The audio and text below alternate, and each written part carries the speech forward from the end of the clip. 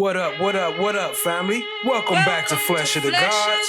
So are we talking simply about you looking at the movie Menace to Society? Yes, I'll say yes. Right, looking at the movie Boys in the Hood? Yes. And you're saying that that is what you have used to form your expertise in regards to rap lyrics and the relationship between rap lyrics and gangs? What I'm saying. Well, no, signed that himself, but Kenneth Copeland, well, no, I believe that was done with Kenneth Copeland. Mm-hmm. When? I don't recall the date. Does 2017 sound about right? Yes. You know, I don't have the explanation for why the district attorney says the things that she says. That was one of the more ridiculous things that we heard. I'm just going to recess in place then. This investigation found dozens of law enforcement leaders buying and illegally selling guns. Excuse me, sir. RICO is not a crime. It is a category. What is the It's a category of crimes. I fought a nigga bitch named Trippin', better tell him get the fuck out my face. Gunna and YoungThug are facing a RICO charge, but what is a RICO? We hear it in rap songs, and now we've been saying it, but we want to tell you what it means. It stands for Racketeer Influenced and Corrupt Organizations. It started out as a federal law, mainly targeting the mafia back in the day, but now almost all states, including Georgia, have adopted similar state RICO laws. It focuses on organized crime and only requires the state to prove that some group of people are committing a pattern of crimes. You know, they wanted to sensationalize this case because they had a star in front of them. Because I think the jury was actually able to see that the lyrics that they chose had nothing to do with these allegations and this huge RICO indictment that they brought against Jeffery and the other individuals. I'm from 12 cause I heard they listened to a nigga conversation.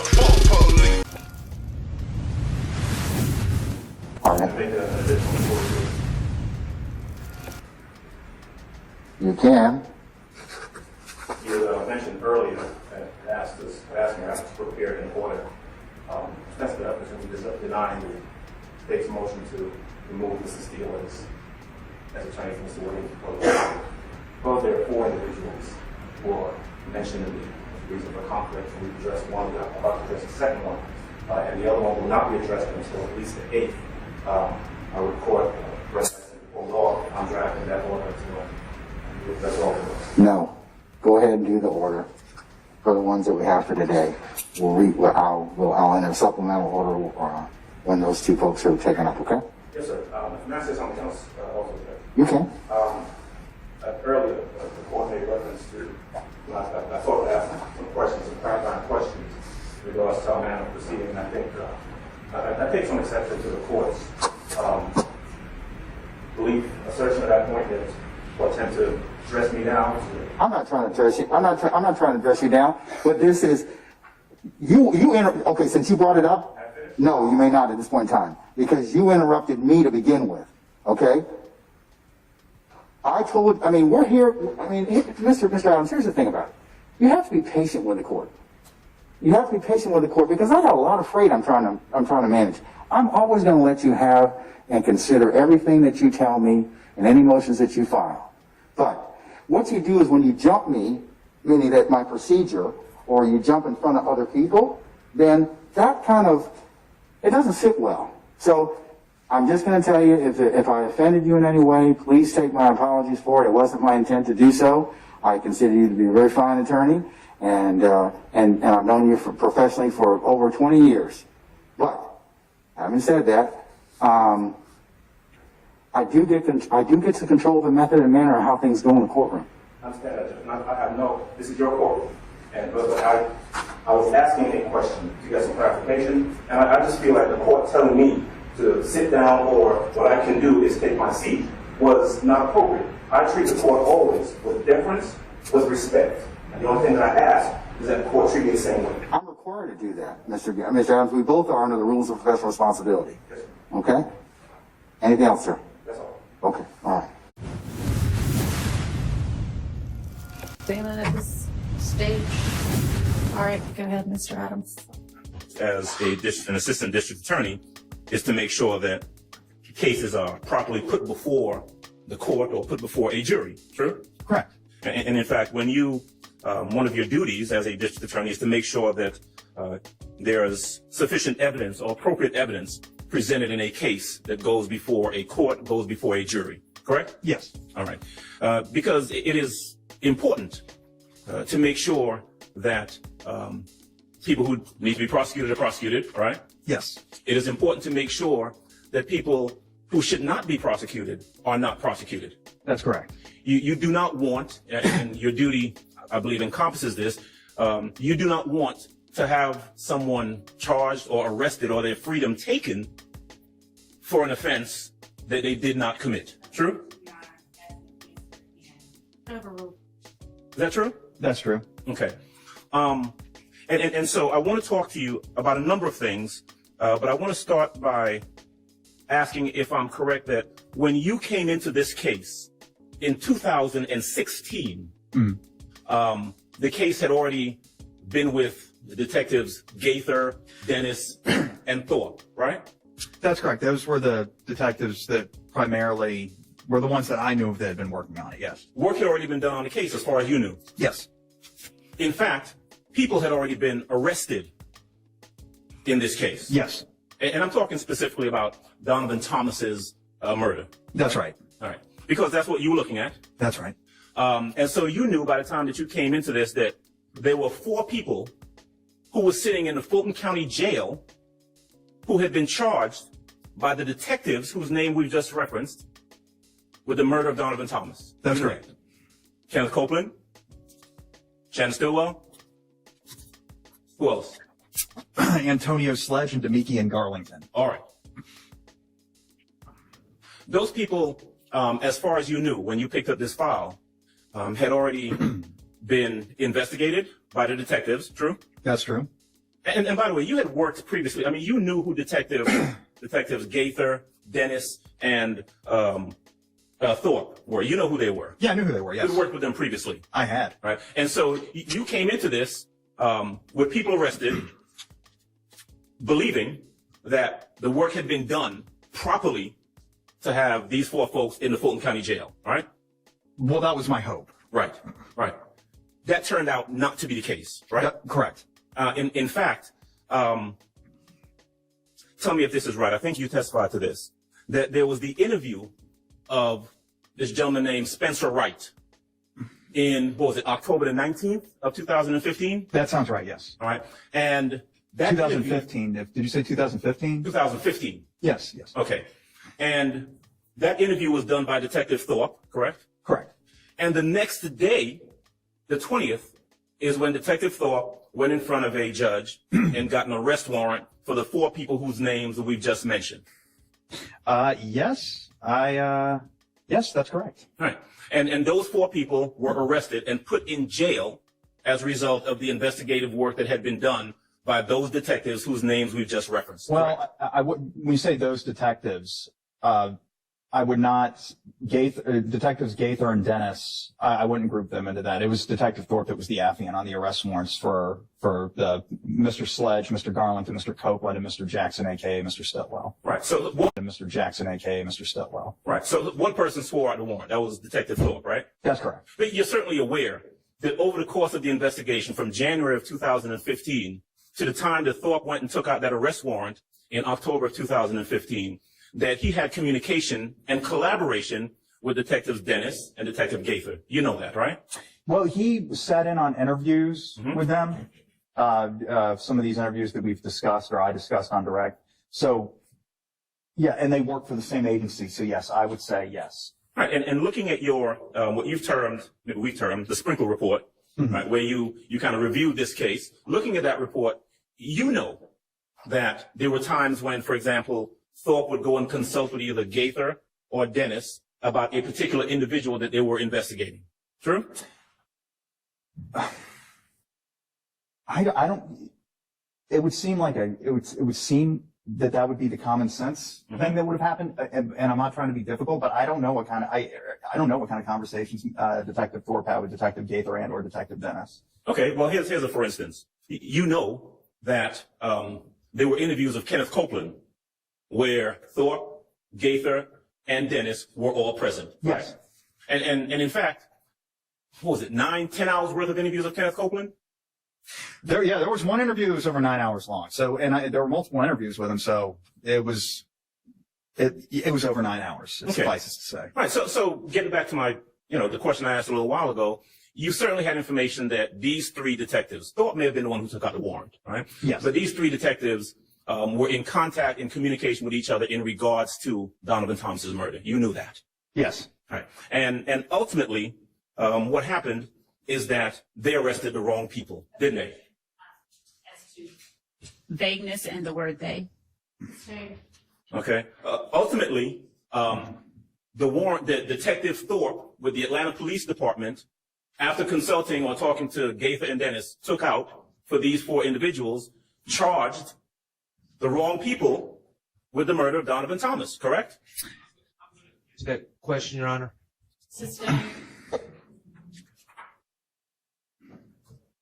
When you, one of the things that you did when you first began to kind of look into what had happened in this matter is that you realized, and you said this in your report, if I'm wrong, maybe I'm reading it wrong, you correct me, okay? Okay. But one of the things that you said in your report is that it seemed as though the arrest of these individuals, and by the way, these folks were arrested. I mean, they weren't just like suspected. They were actually put in jail, right?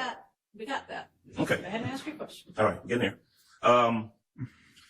You said that this was almost entirely based on the statement of Mr. Spencer Wright. Yes. Right? Yes. Okay.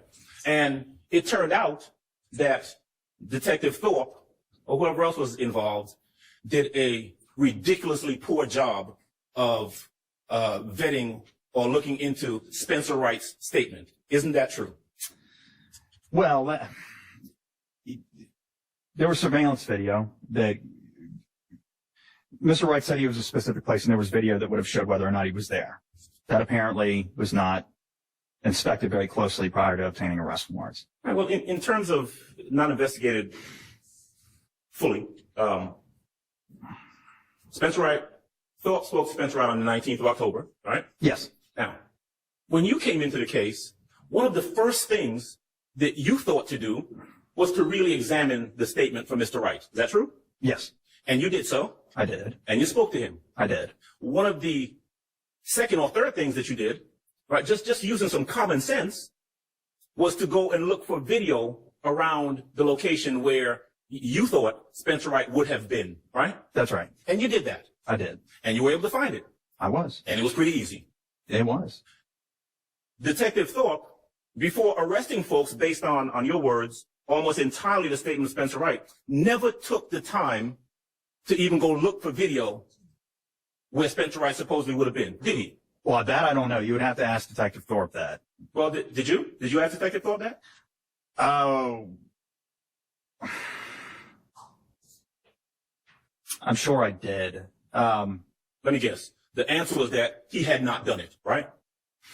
I remember the answer he gave at the preliminary hearing about the video.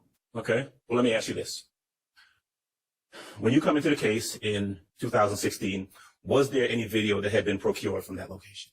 Which by Detective Thorpe? Where the bus stop, where Spencer Wright would have been? Yes. Was there?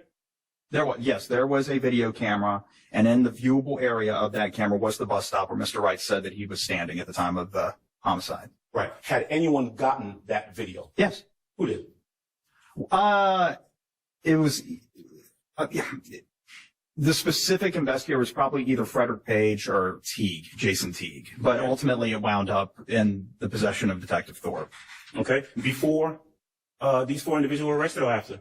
Before. Okay. And so even having the videotape that you looked at mm-hmm. and that you made a determination was pivotal in the arrest or in the case, even having that information, Detective Thorpe still went ahead and swore out the warrant for the wrong people on October 20th? That's right.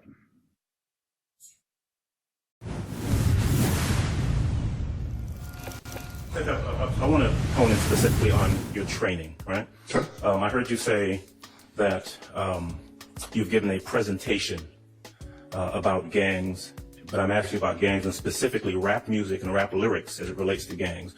what is this presentation that you've given, and are there any literature, is there literature or any material that you have that you can share with us that you've used in this presentation?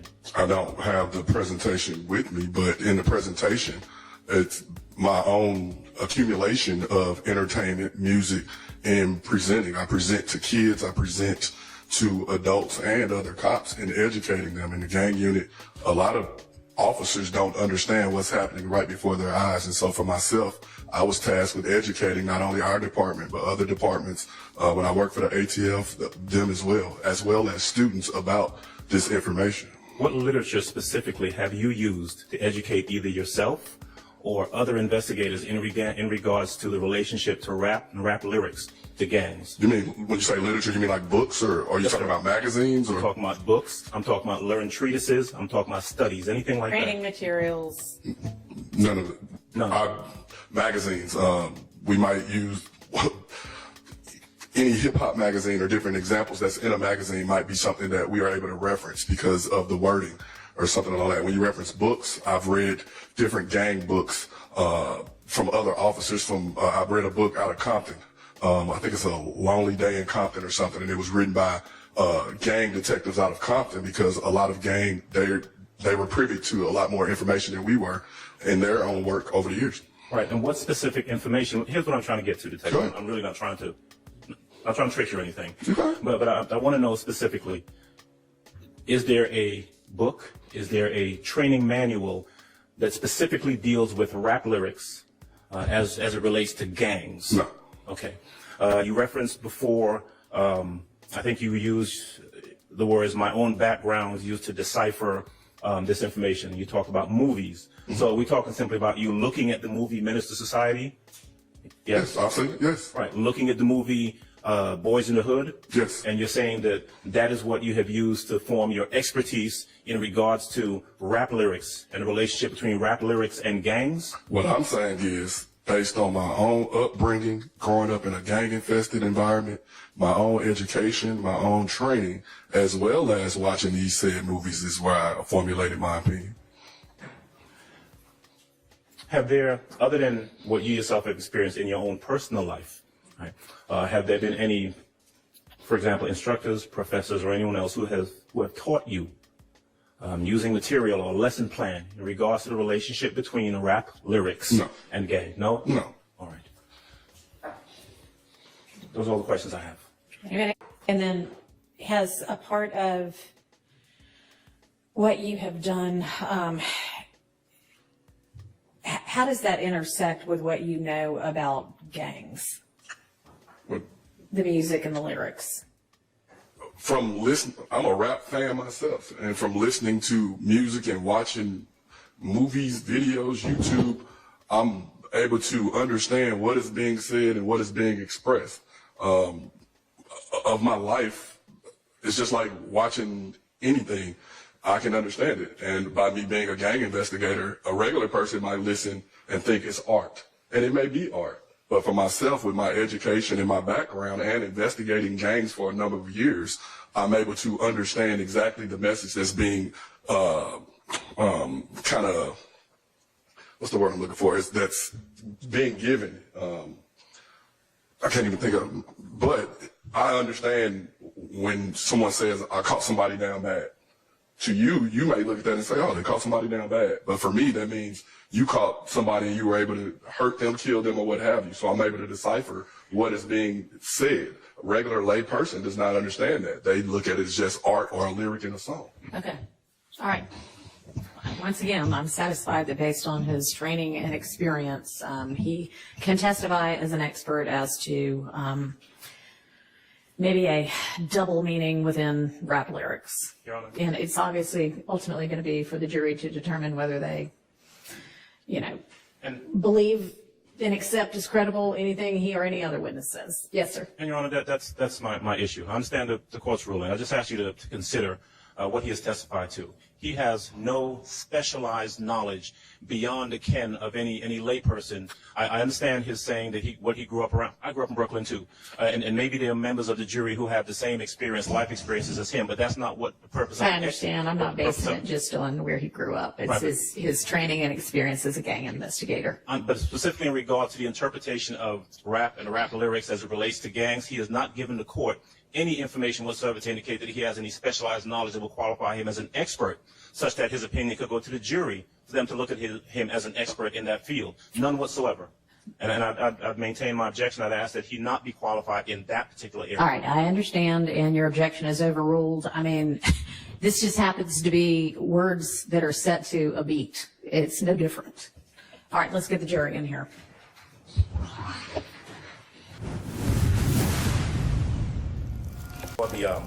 I guess the mailbox with the address on it, right? You remember that? Yes. And that was, in fact, the mailbox to that house, 1987 Fremont. Yes. Did you ever, or were you ever instructed to go in that house to look for or collect any evidence in that house? No.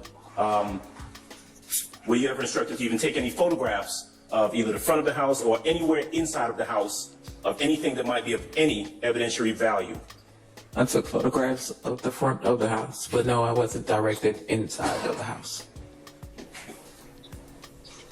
Do you know whether any of the officers who were there were interacting with people inside of that house? Objection, speculation. I stand your objection. Do you know?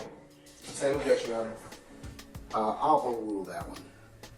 I'll even phrase it a different way. Did you observe any of the officers who were there on the scene interacting with anyone at that 1987 Fremont location? I don't recall. Okay. Let me move on then and ask you some questions about one of the other locations that you testified about.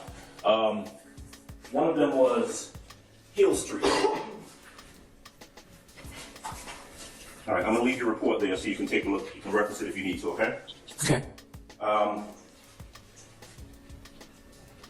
You were called out to Hill Street and you described it as you responding to a report of a shooting. Is that correct? Correct. Information that you had is that there was a house that was supposedly shot at. Is that right?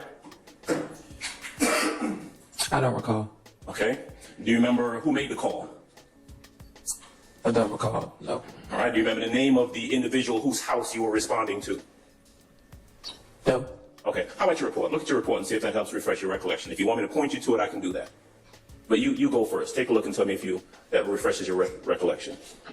Of whose house it is? Yes, ma'am. The house that you were there in front of. No, I don't recall. Okay. May I, Judge? I'm sorry. You may, sir, yes. Report, right? Okay, and this is your report, right? It is. This is a report that you prepared? It is. I presume you had a chance to review it before your testimony today? No. Okay, so you were brought in here by the DA's office without even having a chance to look at the report that you were going to come in here and testify about in this case? When the questions come up of the report, then the report would be in front of me or made available for me. Okay. All right, so this is your report. It's already been entered into evidence as Foxtrot 23 or 23 FF. Correct. I want you to look at page 2 of your report, the one that you said you prepared, right? Correct. All right. Right at the top, does it have something that talks about involvement? Correct. Does it talk about a crime scene? Correct. And does it have a name? Correct. Okay. Is that Frida Reed? Is that the name? That is a name, correct? Okay. Tell you what, I'm gonna leave that there for you, okay? Did you, at this location where you had been advised that there was a shooting at a house, did you take pictures of the house where there was supposedly a shooting at?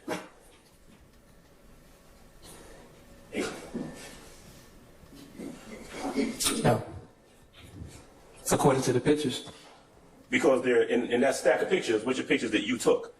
Correct. There are no pictures of a house that was supposedly shot at that you responded to, right? Correct. What was there was a vehicle with 3 individuals in it. Is that right? Was a vehicle. Correct. And you were asked to take photographs of the vehicle and the contents of that vehicle. Is that right? Correct. Did you take photographs of the 3 individuals who were in the vehicle? I don't recall, no. Okay. What about this? You said that GSR, gunshot residue. Remember being asked some questions about that earlier? Yes. And at this location that you had responded to, your information was that there had been a shooting, right? According to the report, yes. You did not find any shell casings outside this house that had supposedly been shot at, did you? No. Because if you had, you would have photographed them and collected those shell casings, wouldn't you? Correct. And if you had seen any bullet defects on this house that had supposedly been shot at, you would have photographed those bullet defects, wouldn't you? Correct. Because that would have been important in the investigation, true? Correct. It certainly would have corroborated that a house had been shot at that you had responded to. True? True. Okay. What you did do, though, is that you photographed the trunk and interior of this vehicle in these photographs that have been labeled States Exhibit 1 Foxtrot, Foxtrot through 22 Foxtrot, Foxtrot, right? Correct. All right. And in that vehicle, there were some guns found, right? Correct. So you got a vehicle, 3 guys in it, and 3 guns that you collected, right? Correct. Okay.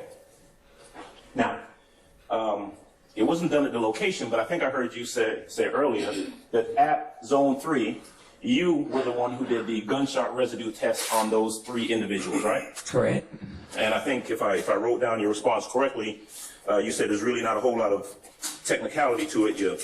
There's a kit, you open the kit and you follow the directions, right? You read the instructions and follow the instructions, yes. Okay. Now, the individual, and you were the one who was actually interacting with these 3 individuals who were in that car where those guns were found, right? Interacting? Well, I mean, you had to interact with them in order to do the gunshot Just residue. process the gunshot residue kits. Right. Right. I mean, you had to interact with the individuals, right? And the process. Okay. So, Kelvin Watts, Jermaine Hardiman, and Jamal Baines were the 3 individuals who you did the gunshot residue test on. Isn't that right? I don't recall. You don't remember the names? I don't recall. Did you put it in your report? I don't recall. You don't. Well, it's in front of you. Take a look and see if it's in there. Okay, hold on 1 second.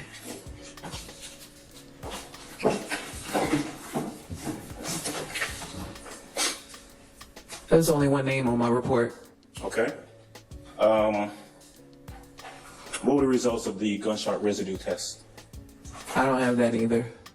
You don't recall? Maybe the GBI does. Okay. Because that's where the gunshot residue kits go.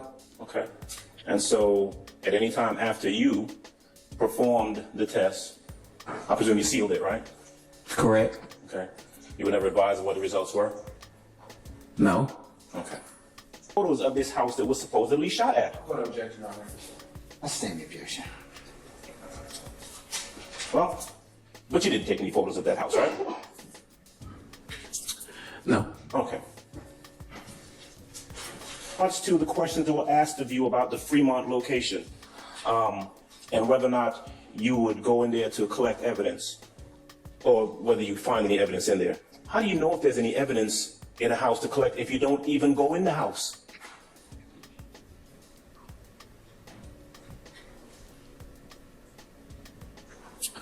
I was directed to this car. This is the location. And that's it, right? At the direction of the officer, yes. Right, and in your response to to the prosecutor a little earlier about the responsibility not being yours about making a determination about this house and if there's evidence in the house, you said that that is the lead officer's responsibility, right? Yes. And so, but you don't even remember who the lead officer was that night, do you? Correct. But that lead officer would have prepared a report, I presume, right? They normally would, right? Correct. Okay. And that, whoever the lead officer is, although you wouldn't be able to come in here and tell us about why police did or did not go in a location where a car that had been shot was found in front of, the lead officer or detectives or police officers would be in a position to tell us that, right? What objection, Your Honor? That calls for speculation. I stand the objection. You were asked, almost done, about shell casings. The fact that there were no shell casings found in front of the Hill Street location, that doesn't indicate that there wasn't any shooting there. You remember that question? Yes. Well, at the Metropolitan Avenue location, where there was alleged that there was a shooting in front of this structure, this property, you actually looked for and found shell casings, right? Yes. Confirming what had allegedly occurred. True? True. No shell casings in front of Hill Street to confirm, or even defects to the house to confirm the report of a supposed shooting that had taken place there, right? Objection, speculation, Your Honor. I stand in objection. All right, that's all. Thank you, Judge. One question, Your Honor. Hold on. Anybody else? All right, we're gonna find out one question. All right? Ms. Robertson, were there any shell casings found in front of 1987 Fremont Street? Objection, as an answer. Overruled. I don't recall. Could you take a look at your report and tell me where it is that the report pertaining to the Fremont shooting?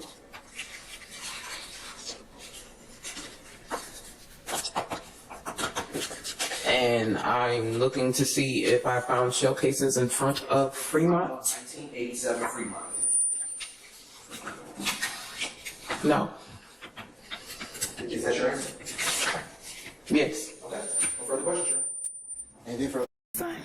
And back in 2016, how old was your son? He was about 8 or 9. And did you ever get to know any neighbors in that location? Oh, yeah, a few of them. Did you ever see them? just seeing them out and about? Yes.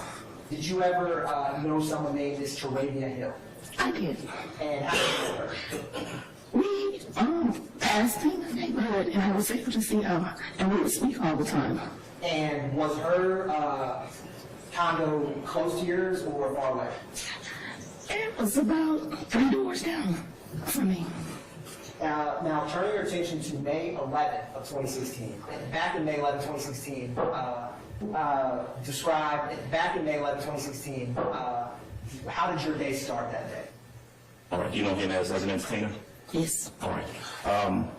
It is fair to say, it is true, that prior to coming in here today or back in 2016, you had no information, no reason to, you've not been told, you don't have any reason to believe that Jeffrey Williams has anything whatsoever to do with that, what you observed back in 2016. Isn't that true? Objection, Your Honor. This is speculation. It's the same. All right. Do you have any factual, personal knowledge that Jeffrey Williams had anything to do with that incident that we're talking about from 8 years ago back in 2016? No. All right. So let's start there. You were unfortunately a witness to a carjacking back in May of 2016 that you just talked about, true? Yes. You lived at that location. Mm-hmm. You, if I heard you correctly, you had gone about essentially your regular day's business. You done some running around, you dropped off your child, you picked up your child, and you came back home. True? Sure. All right. Taravia Hill is your neighbor. That's the woman who, unfortunately, was the victim of that robbery, right? Yes. And you come back, you don't expect, and you're certainly not anticipating that you're going to see anything like what you saw on that day. Correct. You pulled up, and I know you described a little while ago where you were parked and where Ms. Hill's car pulled up, right? Yes. And another car pulls up, blocking her car in. Yes. That car has multiple individuals in it, as you described, right? Correct. I think the words that you used were, they were kind of crowded up, or looked like more people than should have been in that car. Yes. Okay. Someone gets out of the back of that vehicle, the back driver's side of the vehicle, right? Mm-hmm. And that is the person that you saw go up to Ms. Hill's vehicle. Correct. You've never seen that person before. Never seen that person. Looks like a young person. Yeah. All right. Yes. African-American young man. Yes. Okay. You didn't see a gun or anything like that in the person's hand. It was something there because it frightened her so bad that she literally just was shaking. Okay. Could have been, but you didn't actually see. You didn't see a gun in that person's hand, right? It's been so long, but I can't say I didn't. I can't say there was one there. Okay. All right. And in fact, I'm gonna jump forward a little bit. You actually gave a statement to the police on that day, didn't you? I did. Okay. Now, you're watching this unfold, and you see Ms. Hill get out of the car, and this guy go up to her and demand her keys in her car, right? Correct. All right. There are a bunch of guys in the other car, the car that pulled up, but none of them got out. No, only one person got out. And let me back up and correct myself. I said a bunch of guys, a bunch of people. Yes. Right? All right. And you were not able to see with any certainty, specificity, you can identify the descriptions of the people in that car. No. Okay. I'm going to go out on a limb, and you tell me if I'm right, that you're a pretty observant person. I am. Okay. You're attentive to detail, I would guess. Is that yes. right? Okay. And so you see this young guy get out, take Miss Hill's car, and he drives off in the car. He had to wait till the other car he got out pull off first, but he did drive. And then he followed the car out. Yes. Obviously, and understandably, Miss Hill and her child appear to be pretty shaken up from what had just happened, right? Correct. If you had to describe the guy that you saw take her car, would you describe him as kind of a heavyset person? No, that person was not a heavyset person. Okay, were they tall, short? Medium, maybe about 5'9". Okay. Wasn't too short. Okay, so 5'9"-ish, brown complexion, light complexion, if you had to... That was a brown complexion. Okay, all right. You've never seen that person before? Right. You never saw that person anytime after that? No. Okay. You spoke to the police on that day? Correct. And you gave them a statement telling them exactly what you saw? Yes. What you told them, I would guess, and again, as always, you correct me if I'm wrong, is exactly what you just told this jury today, what you saw, right? Correct. Okay. There was no point, before I get there, you didn't see either the person getting out of the car or anyone in the car. You didn't hear them say anything specific other than the guy who said, give me your keys, give me your car. Correct. Okay. No one else said anything. There wasn't any yelling back and forward from the guy who was doing what he was doing to the guys in the car? No. Okay. You didn't see anyone making any gestures or throwing up any signs or anything like that? No. Okay. What you were observing, and I hate to say it, but was kind of, ordinary is not the right word, but it was a carjacking. You saw someone being carjacked, right? That's what I saw. That's the crime that you were observing at that point? At that point. Right. A singular individual, correct, other people in the other car, taking that woman's car. Correct. No indication as to what it was about other than a car theft, right? That's all I thought that day. Okay. Now, moving forward after you speak to the police, correct, were you ever contacted at any time after that? Now we're talking, this is 2016, May of 2016, right? Correct. Were you ever contacted any time after that by the police to show you a lineup or to come make an identification or anything like that? No. Okay. Were you ever contacted by the police at any time after that to give any further statements or any addendums or additions to your statement? Anything like that ever happened? No. Okay. Did you ever have to come to court? Besides today, were you ever called upon to come to court? No. Or sort of testimony or anything like that? This is the first. That was the first. Okay. So if we're in 2016, right, for the incident, and today we're in 2024, is it fair to say that the first time you hear anything about this incident after 2016 is what, maybe a couple months ago, a couple weeks ago? Yes. Okay. I'm going to presume, and again, correct me if I'm wrong, you get a call from the DA's office in regards to what you saw back in 2016? Correct. Okay. You don't know anyone in this courtroom, do you? No, not personally. Okay. You don't have any personal knowledge, you yourself, personal knowledge that anybody sitting in any one of these seats, anywhere in this courtroom, had anything whatsoever to do with what happened in May of 2016, do you? No. All right.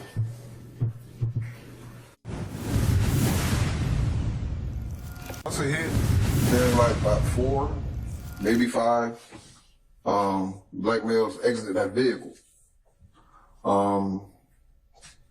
I know there was one that was closer to me because basically it's just like a quick reaction. I just jumped out the vehicle. A trainee jumped out the vehicle. The closest guy I grabbed by the collar of his shirt, placed him, told him to get down to the ground. And when I looked back, my trainee was about to pass the vehicle. Then I saw another male. Basically, he already had gotten out the back seat on the passenger side of that red vehicle, and it almost like he was about to try to slip behind her if you didn't see him. And I told her to get the one on the ground, get him. Now, I want to break this down a little bit. Where did the other males that you described you saw get out of the car go, other than the ones you and Officer Davis? There were two others that, facing this picture, they went towards the right. There's a retaining wall over here. They jumped the retaining wall and the fence over on the right side. Can you use that pointer to help describe what you just did? Thank you, sir. Now, Officer Black, if you were to scale that fence and go to your immediate right, what building would you run into? Basically, it's like backyards. From here? Correct. Yeah, this fence. Well, the car right here went through whatever fence I was right here. But there's some more fences over here. You would have jumped in the backyard. So it's like, let's say 3 houses. What's on the other side of those houses? The apartment phase, the other phase of Summerdale Commons. Is that the phase of Summerdale Commons that uses numbers or letters for the building? The letters. Could you get there on foot if you scaled that fence? Yes, you can. I think it may be 2 fences you probably have to jump before you actually get to 2, maybe 3. The third one's probably separating the residents, the houses, from the apartment complex. How that area looked back on September 11, 2013 in general? I mean, it's a map of it. A lot changed, but yeah. In terms of... I do have an objection. I have some questions to the witness in regards to this What's your objection, sir? foundation. Overruled. All right. You can ask him on cross, okay? All right. Can I stay on the record, or can I step up and put my complete objection on the record in regards to why there's lack of foundation?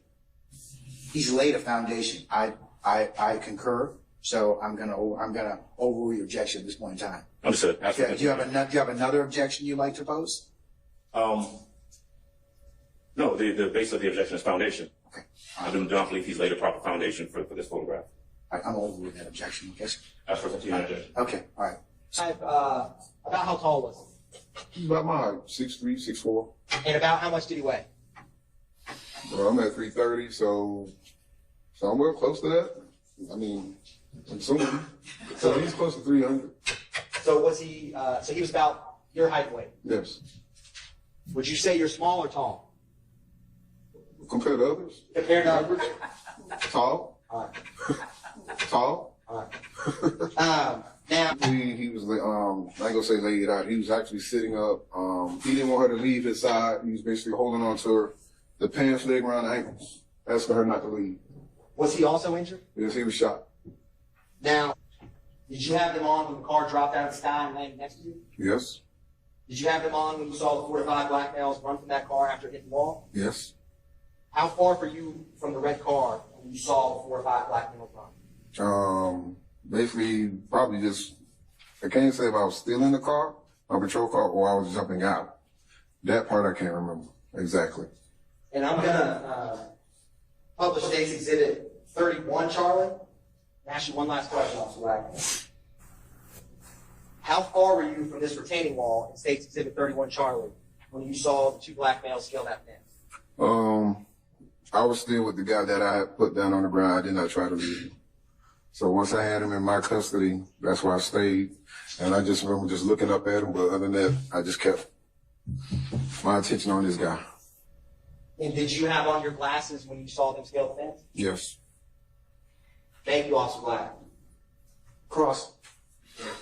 Your recollection of things that happened back in 2013. True? Yes. All right. I think, and you tell me if I'm right or not, that we also talked about the description of the individuals that you saw on that day. Remember? Mm-hmm. And specifically, we talked about the gentleman that you grabbed a hold of, the guy who would have the injury to the back. Yes. And just to be clear, he had a gunshot to the back, right? Yes. Okay. And the other guy who was on the ground next to the car that was I guess apprehended by Officer Davis.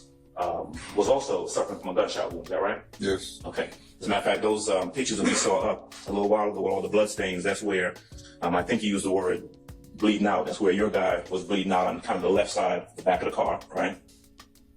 My guy? Yeah. Yeah, he was bleeding in the back. Right, but in terms her guy was the one that was doing all the bleeding, so. He was the one on the ground. Yes. The guy that actually, let me back up a little bit, okay? Let me kind of start from the beginning. You and Davis are sitting in the car, right? Yes. This car comes kind of flying out of nowhere, lands on the ground, and ends up smack against the laundromat. True? Yes. Okay. You see individuals get out of the car Yes. and run, right? Your description or your recollection is that it's 4, maybe 5 individuals, right? Yes. Okay. The person who Officer Davis ended up apprehending or interacting with, that person got out of the rear passenger seat of the car. Is that right? That's where I seen him at, yes. Okay, that's where you saw him. Fair to say that person didn't get very far. No. All right. The gunshot that he had was it to the leg, the groin area, something like that? Yeah, it was to the groin area now. Which side, I can't say. Okay, but he wasn't very mobile. True? No. Okay. All right. So we know that guy who was in the car is out and he's laying on the ground. He had on a red shirt, did he not? I don't remember. Okay. All right. The guy who got out of the car that you grabbed a hold of, where was he in the car? Do you recall?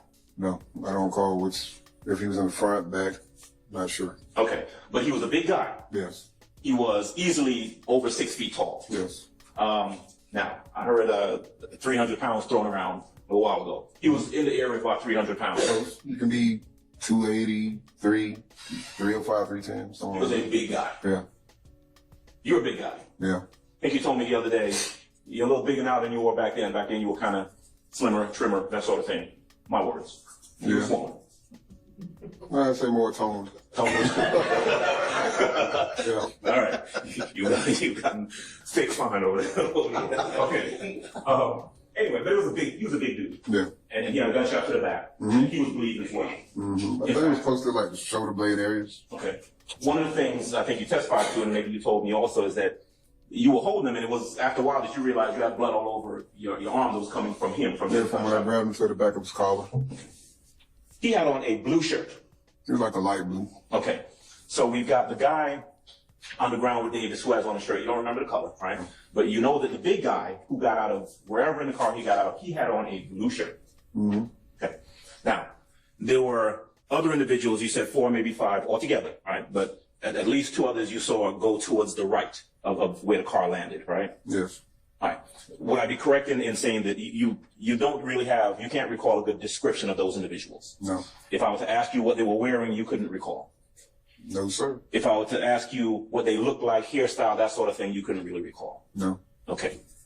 All right. Were you aware of someone else with a blue shirt being apprehended somewhere around the corner? No. Okay. The vehicle that was crashed against the laundromat, it was kind of a small car, right? What was it, an Altima? I don't remember the make and model. It wasn't a big car. No, it wasn't no big large sedan. There was. Okay. 4 doors. Okay.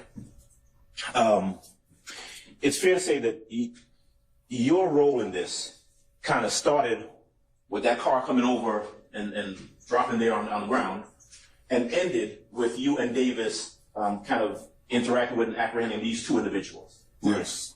You didn't conduct any additional investigation. No. Right? Oh, the laundromat. You're familiar with that laundromat, and you were familiar with it back then, right? Mm-hmm. Are you aware of whether there are cameras in that laundromat, or in or around that laundromat? No, I don't recall. Okay.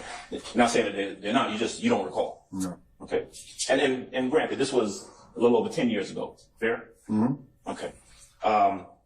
Would I be correct in saying that you're not sure about whether or not there were cameras on the side of the laundromat closer to that, what you described as a retaining wall? Mm-hmm. All right. Did you have any interaction with the other detectives or investigators who showed up on the scene? I mean, they all showed up on scene. We was all right there in the parking lot. Okay. And I was just trying to find out what was going on. Okay. Did you have any conversations with any detectives or any other officers about getting video from the owner of the laundromat?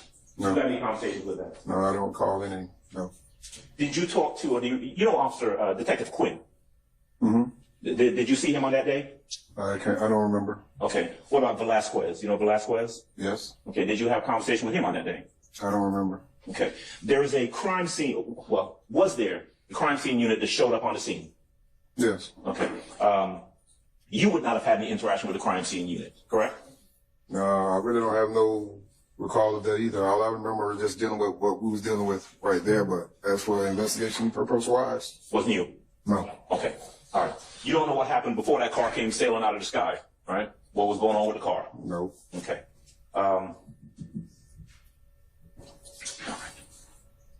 The photo that you were showing earlier, and if I can have photo one, I think that's 150C.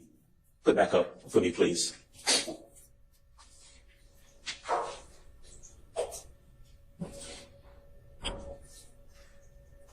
All right. You can see it on the screen next to your left. Yes. All right. This is an overhead, kind of like a satellite depiction of the entire area. Is that right? Yes. This is you would agree with me. This is a depiction from the common day, from today, from 2024, right? With the green trees? Yeah. Well, okay, maybe. Something will be wintertime now. All right, let me put it this way, right? It is wintertime. The trees aren't green. Yes. This is not what the area looked like back in 2013. Is it fair to say? I mean, a little different. I know it used to be a McDonald's, but I can't remember if the McDonald's was there then either. Okay. Fair to say that looking at this picture, you know it, and you know the area because you've patrolled that area. You've been there since 2004. Yeah. Okay. So you can look at this photograph and you can say, well, that's the Summerdale Commons apartment complex, and you can see where the Skyline Laundromat is. But the truth is, as we're looking at it, you can't see the fences that you're talking about that you have to navigate to get from one location to the next. True? Yes, that's true. Okay. And although we see Cleveland Avenue, we see you see that the red pin, what do they call it? Yeah. Is all right. That's essentially indicating where the entrance to that part of Summerdale Commons apartment is, right? Mm-hmm. All right. But it's fair to say that you can't see, like you see where the laundromat is, but you don't see the houses that are obscured by the trees right in front of the laundromat, right? I can see two. Okay. You talking about the ones with the red tops? There's a space, but I'm not sure. But there's a space. Want me to show it up here? All right. Can I brush with the judge? You may, sir. All right. I'm going to teach you for a second. I'll use this. Turn around for me if you get a chance, okay? All right, so that's our laundromat, right? No. No? Nope. Where's the laundromat? Where the blue? Right here? There it is. Okay, so that's the laundromat. Yeah.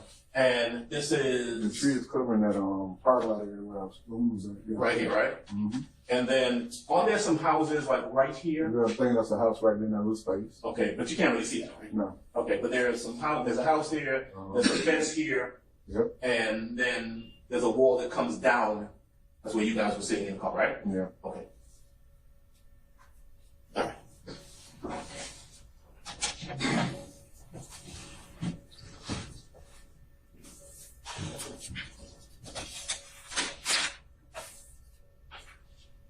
Do you recall helicopter units that came out on that day? Yeah. You do? Yeah, because that's when all the noise and stuff started. Okay. Like everything was quiet and like everything just broke out. Next thing you know, you got a car dropping out of the sky. No, I'm talking about after that. Then you got helicopters flying up above. Yeah. Okay. Again, though, you weren't involved with that portion of it in terms of looking for anyone or anything like that, right? Who? You know who Officer Bridget Porter is? Yeah, she's an investigator. Investigator. Do you recall seeing her on that day? Yes. Okay. And you were subpoenaed to come here to testify. You were outside in the hallway, right? So again? You were subpoenaed to come and testify, and before you came in, you were outside in the hallway. Yes. Okay. You see Bridget Porter out there? No. All right. Thank you. That's all I have. Any further cross? Mr. Sharp?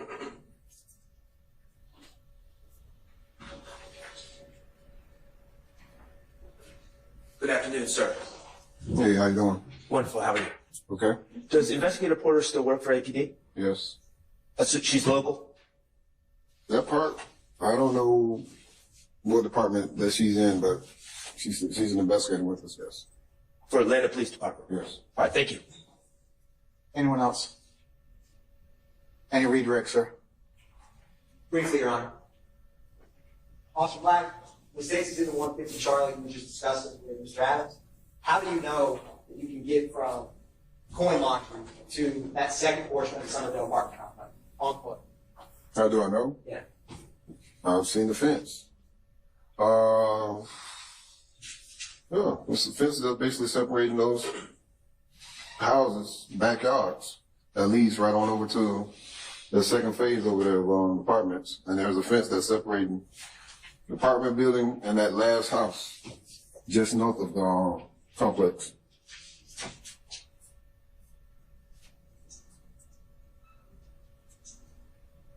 Is the fences you just discussed any higher or longer than the fence you would have had to initially scale to get over right where your car crashed? Well, the fence that's at the laundromat, the corner laundry place, is high with wires on it. Those are just regular chain link fence to the backyards of people's property. So now they're basically shorter. Thank you, Officer Black. No further questions, Your Honor. When you saw the other individuals who got out of the car and went to the right, you don't know where they went, do you? All I know, they went fence. That's it. That's all. Thank you. Let me jump into that a little bit. You are familiar with with Zone 3, correct? Yes, sir. You're familiar with Zone 3 and specifically the Cleveland Avenue corridor. To communicate over the radio. Okay. Did you testify previously that there was someone that you were talking to on the radio where you had to switch channel to talk to someone? I think my testimony was not specifically me communicating with someone. It was generally speaking of what happens in a chaotic scene like that where the dispatcher requests all the units on the scene to switch to what's called a Tact Channel. Okay.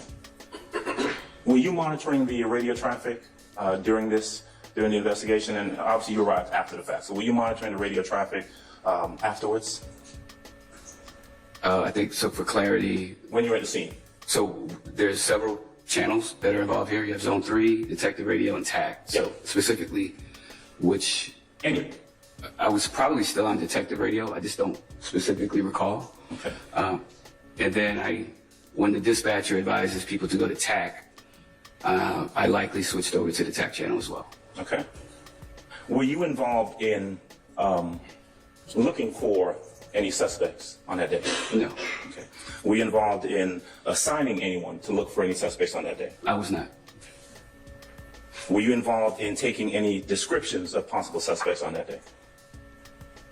I did take 2 statements from 2 of the officers involved. I don't recall in my questioning. Object to any testimony that is hearsay from anyone not. I've not asked for any hearsay testimony, Your Honor. The question was whether or not or a specific question did not call for hearsay. Actually, I'll ask the question again. Oh, wait a second.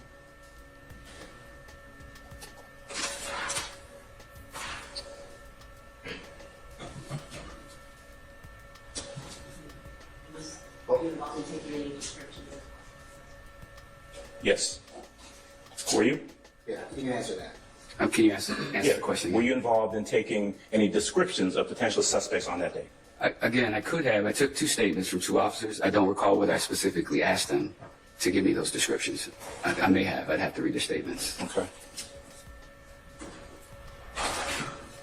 Did you have any interaction with the individuals who were arrested by Officer Black, Officer Davis? No.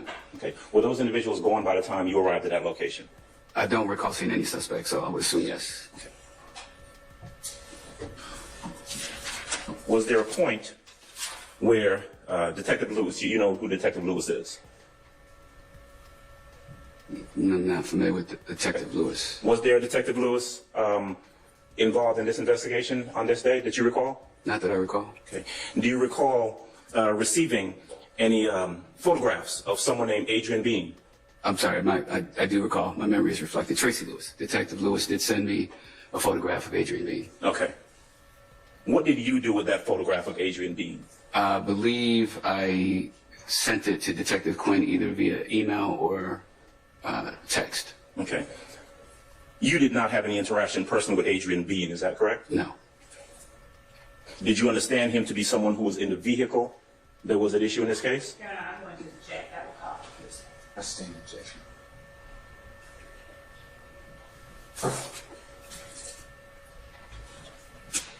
All right. Let's go back a little bit and talk about the evidence that was shown to you by the state last week. You were aware that this red burgundy-ish vehicle was part of this incident, correct? The one that went into the laundromat, correct? Yes. All right. Now, tell me if you were aware of whether there were any fingerprints retrieved from that vehicle. I don't know. Do you know whether or not there were any hair or fibers retrieved from that vehicle? I don't know. I wasn't involved in that part of the investigation.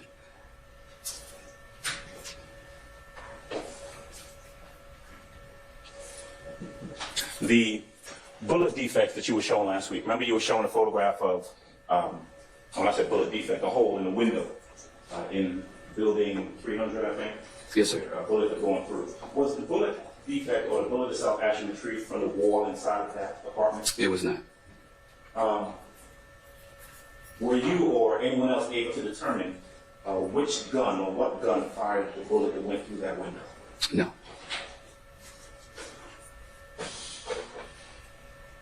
We know, though, and you know as part of your investigation, that investigator, officer Robeson L. actually discharged his weapon a number of times. Is that correct? Correct. In fact, there were shell casings that were found there at the location that came from his gun. Is that right? Or do you know that?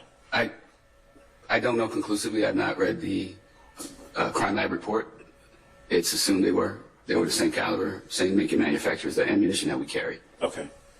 The vehicle that was shown last week, the one that had the broken out rear window, right? Was there a bullet fragment or bullet or anything found inside of the vehicle that actually made that broke the window? Was a bullet retrieved? I wasn't involved in that part of the investigation. I don't know. Would it be fair to say that you don't know, we don't know what bullet actually broke that window? Your Honor, I'm going to object to that call for speculation. Do you know? Still cause for speculation. I'm just saying.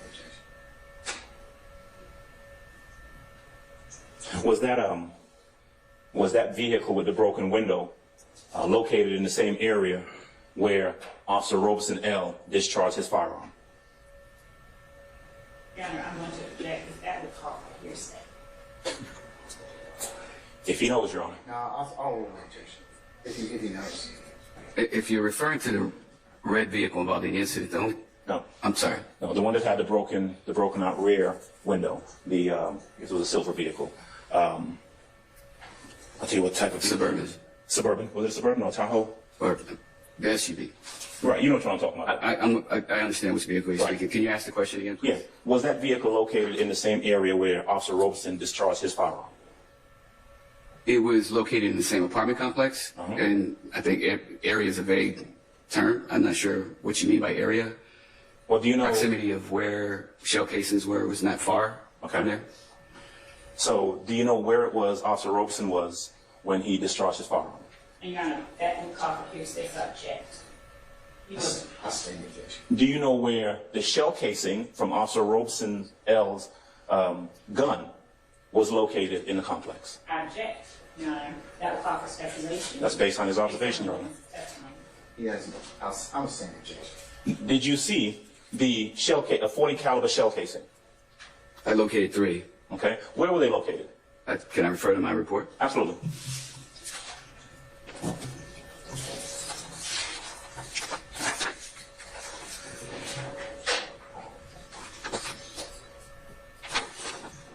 So my report, as I listed the evidence marker 3, 4, and 5 are the shell casings, the 40 caliber shell casings. Okay.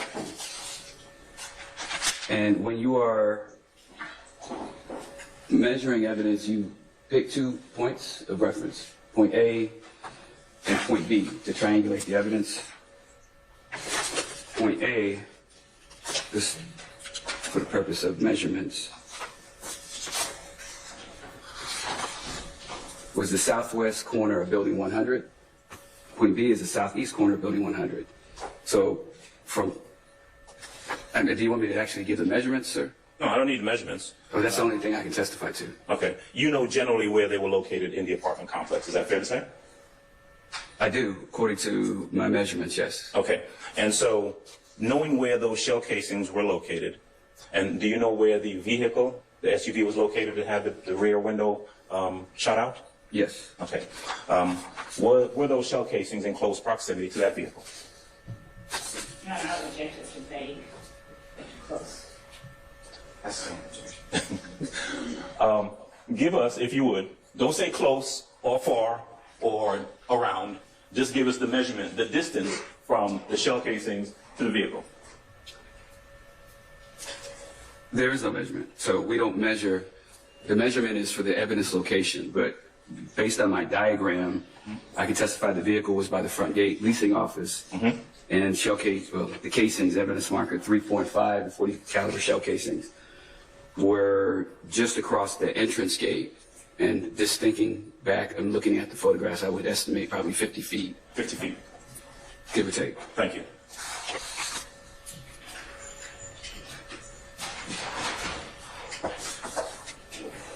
Did you have, you did not have any interaction with someone by the name of Walter Murphy on that day, did you? No, sir. Were you involved in the decision to issue any charges or take out any warrants against anyone by the name of Walter Murphy? I was not. Were you at any time after this day, September 11th of 2013, called upon to testify in any form or fashion in any case involving a Walter Murphy? I was not.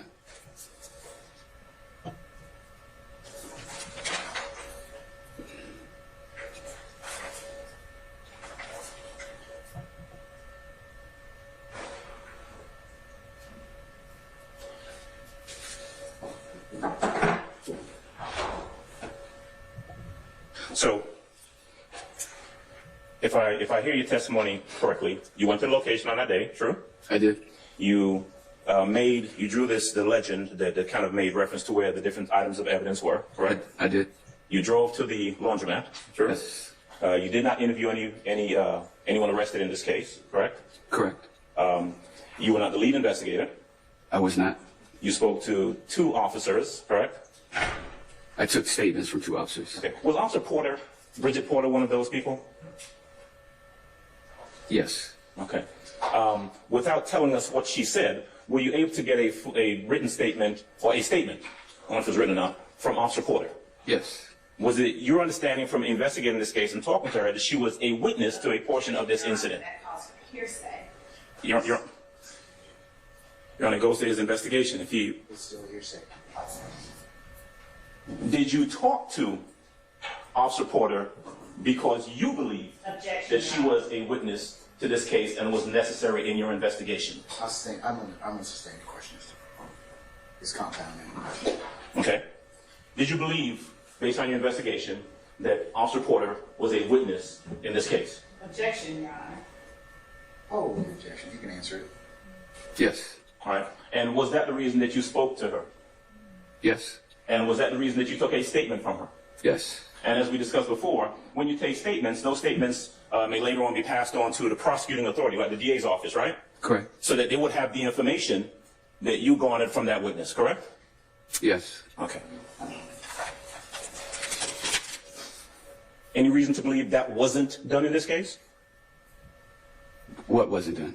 That the information in regards to Officer Porter wasn't passed on? I don't have any reason to believe it wasn't, no. Okay.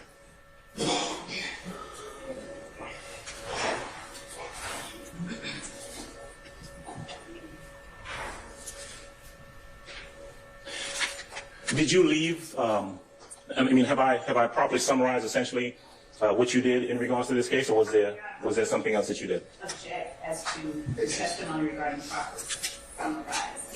He's testifying. I sustain the objection. All right. The question I asked you before about the things that you did, going to the location, going to the laundromat, are those the things that you did on that day? Yes. All right. Did you at some point leave the scene? Yes. Did you have any further involvement in the case after that? Taking 2 statements back at homicide, yes. Okay. And after that, anything else? No. Okay. One moment, please. Yes,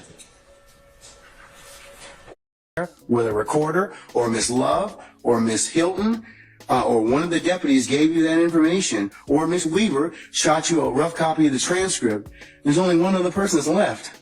Well, Your Honor. And gave you that information, or shared that information with you, she probably violated privilege. Well, let me tell you two things. One, I don't know how that is a privileged communication. It shouldn't have been. Well, it's because she has a client she's supposed to represent. Who are you talking about? But anyways, I'm not going to have it. When I got this information, a client she's supposed to represent. Who are you talking But about? anyways, it shouldn't have well, been. it's because she has a client she's supposed to represent. Who are you talking But about? anyways, I'm not going to have it. When I got this information, I'm not going to have any further conversation with you about this. I want to know. The question still remains. I want to know who gave you the information. I'd like to know what information happened outside her presence. That's really it. He can go into custody at this point. I think that the court needs to again declare a mistrial based upon. Okay, and I'm going to deny your motion. I'm going to deny your motion. I understand that you spoke with a witness outside our presence. And whenever, yes, I had an ex parte conversation, which is appropriate. And you influenced the witness based on information belief, and I'd like to have that all on the record. All right. I mean, I don't know why that's so hard to do. If nothing happened bad, that's fine. Previously, yes, sir. But we are not accepting any proffer from this. Okay, excuse me. Okay. All right. Sure. All right. Okay, Mr. Steele, last time, who told you? All right, Mr. Steele's in custody, and once he clears the area, we'll go ahead and get started. If by that point we'll get started with doing the trial. Yeah, we're going to continue. I'm not calling nothing.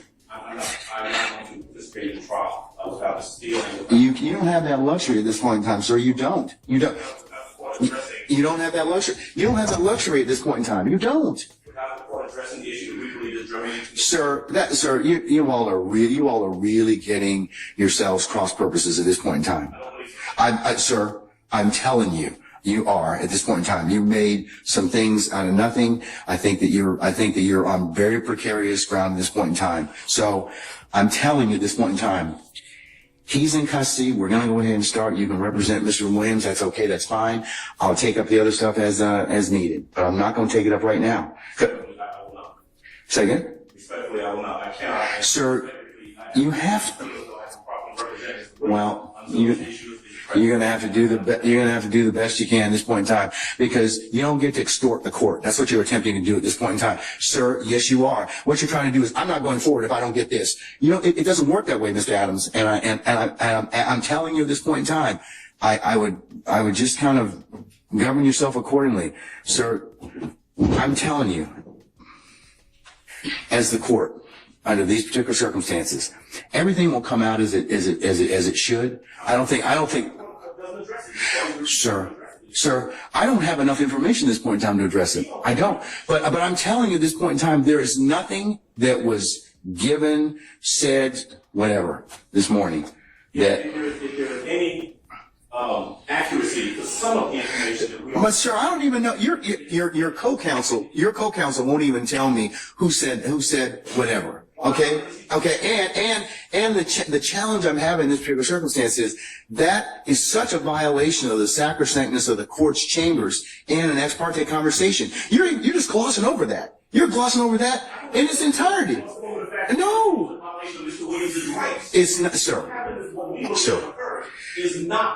That's not what happened. That's not what happened. That's not what happened. I'm just telling you, that's not what happened. Judge, respectfully, we are not obligated to simply accept that there's been no violation. We believe that there has been. Okay, well then you made it. No, we're not doing that at this point in time. So you'll have a choice to make. All right, take Mr. Steele into custody, please.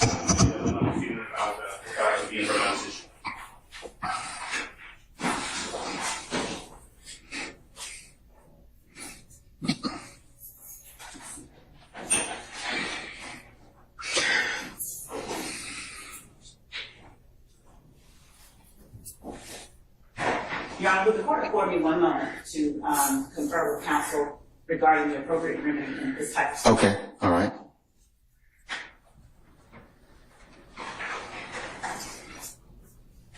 May I say one thing, Your Honor? Yes, sir, you certainly may. Mr. Williams does not wish to go forward without me being here. You are removing me. I've denied your motion, but I'll certainly take that under advisement, sir.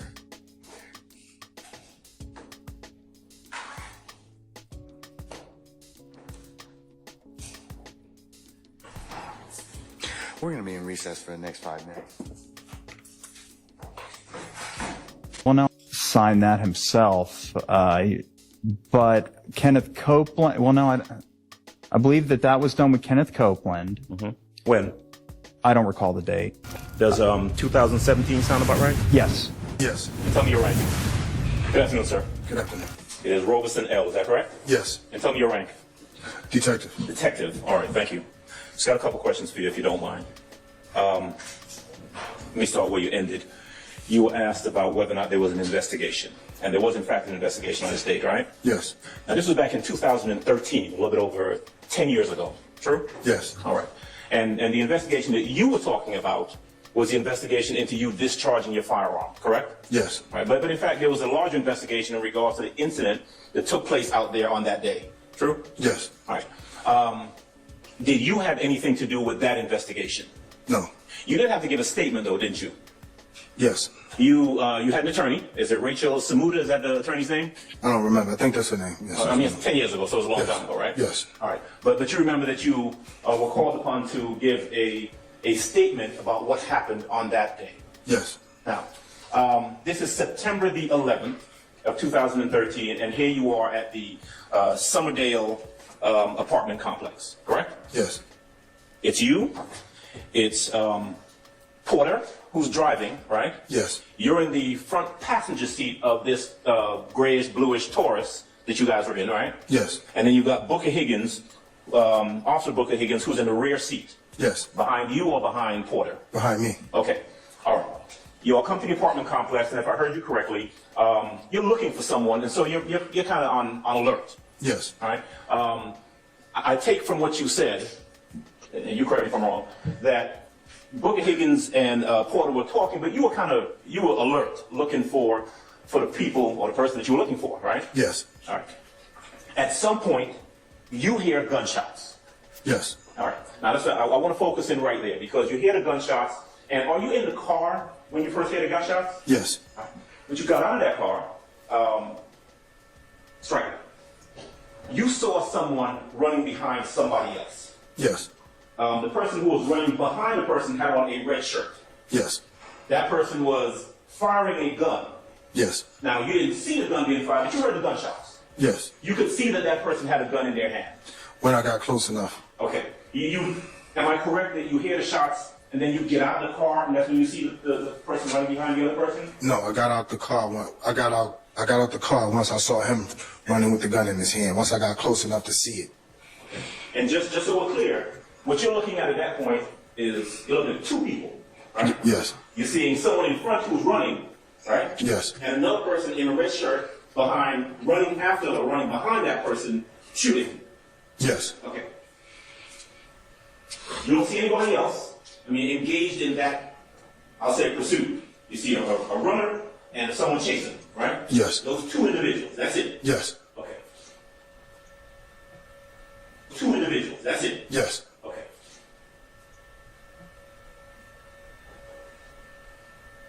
You yell something to the effect of, drop it or let me see your hands, something like that. Police dropped the gun, yes. Okay. Now, at that point, the person is still running, right? Yes. All right. You are how far behind? Well, are you behind the person? They're not running towards you, are they? They turned around and ran towards me because I was standing next to the car. I didn't know that this is the car that they were running to because I didn't pay attention to the car. I was looking at the threat. Okay. Yes. All right. So let me make sure I'm picturing this correctly. If I'm you, right? This is you, and the two people we're talking about are a ways in front of you. Yes. You're standing next to a car. Yes. And the color of that car is? It was maroon, like a low red color. All right. Yes. You don't notice any activity in that car. The only thing you're noticing, you're keyed in on the person shooting and the person who's running from the person shooting, right? Yes. Okay. Now, police, show me your hands, drop the gun, something like that, you yell out. At that point is when they turn towards you. Yes. Right. I heard you say that the person in red, who was shooting, got into that car, that maroon car that you were talking about. Yes. Right. Where did the other person go to? The person who was being chased. Where did that person go to? I don't know. That's a good question. He just disappeared. I don't know if he ducked off between some cars or something, or I don't know where he went. He disappeared. Just gone. Yes. All right. But red shirt guy gets in the maroon car, and at that point, you are where in relationship to the car? Right beside the car. All right. And is the car, what is it, pulled into a parking space? Is it backed into a parking space? It was back then. All right. It's backed in, and where are you? Were you in front of the car? No, I was on the side of it. What side? On the passenger side. Okay. So, car, right? Yes. Driver side, passenger side. You're on this side. You're on the passenger side of the car in the front. Yes. Okay. And you said that the person, red shirt guy, gets in where? Where does he get into the car? He got into the driver's side rear back seat. Okay. Driver's side, rear back seat. And then you said, your words just a little while ago, is that you locked eyes with the driver of the car. Yes. Now, that's what you said a little while ago. But you given a statement about this back in 2013, did you? Yes. Okay. So I want to come back to that in a little bit. But in terms of what happened then, the car, then starts coming towards you? I got on an angle. Okay. I was on the passenger side. Okay. I come to the angle. That way I can see all parties in the car. I wanted to see their hands. I was saying, let me see your hands. Right, so I could see everybody, but I was keying in on the driver because I wanted to make sure the driver saw me because I wanted him to stop the car. I didn't want him to move. I wanted everybody in the car. Okay. That was my intent, to get everybody out the car that was in the car. Okay. So there were 3 people, right? I only saw 3 people. That I can honestly say that I'm not saying it wasn't more people. I only saw 3. You saw 3 people. Yes. Okay. And you're right up on the car. Yes. Okay. And so. You fired how many shots first? At that time, I don't know. At that time, I didn't know. They said I fired 1 shot, but you know, you don't know when, and it's like being in a fight, right? If you're in a fight, somebody asks you how many times you hit a person, you probably won't remember. Okay, fair enough. You fired at the car initially? Yes. And then the car went past you, hit the Taurus that you were in, that yes. Porter was driving, and you fired at the car 2 more times. Or you fired at the car again? Yes. Okay.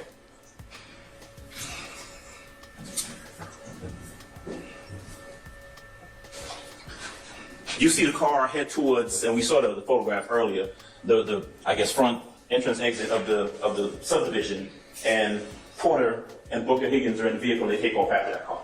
Yes. Okay. You don't see where the car goes. No. Did you see where the car ended up? Yes. No, I saw it when it closed, when it went up on, from where I was standing, you could see it went up in the front yard across the street from the apartment complex. But after that, I was familiar with that area, so I knew where it went. Eventually, when it went off the side, it went into the laundromat. Okay. Did you ever go down there?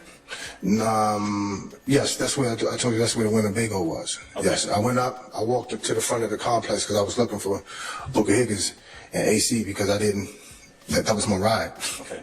And they were my partners. Did you at some point, after all of this takes place, and I'm saying all of this, the shooting, the car driving off and going to the gate, did you at some point have a conversation with Booker Higgins and Porter after that? And I'm not asking you to say what they said, but did you have a conversation with them? No, not really. They separated us. Okay. Who was that? Because is this considered a quote-unquote officer-involved shooting? Yes. All right. So you got 2 investigations going on at the time, right? You yes. got the investigation involving your shooting and the investigation involving the entire incident that took place. Yes. Okay. You were called upon. Were you ever called upon to give a description of the person you saw shooting, red shirt person? Yes. Okay. And you were able to do that, right? Yes. Right. You remember at some point when you were talking to, I guess, your superiors or internal affairs or somebody, them asking you if you got a good look at the other occupants inside of the vehicle? You remember that question? Yes. You remember telling them that I don't remember what they look like? Correct. Okay. Now, you know the difference between a male and a female, true? Yes. You know the difference between someone who is light-skinned and an African-American person who's light-skinned and someone who's dark-skinned, right? Yes. I mean, there's a difference. I don't want to categorize anybody. But there's a difference, for example, in skin tone between yourself and myself. True? Yes. Okay. You know what a lace front wig is? Yes. All right. You know what it means when someone has blonde hair? Yes. Do you know what it means to say that someone has a ponytail, their hair tied back? Yes. Do you know what it means when someone might describe someone as being heavy-chested? Yes. Okay.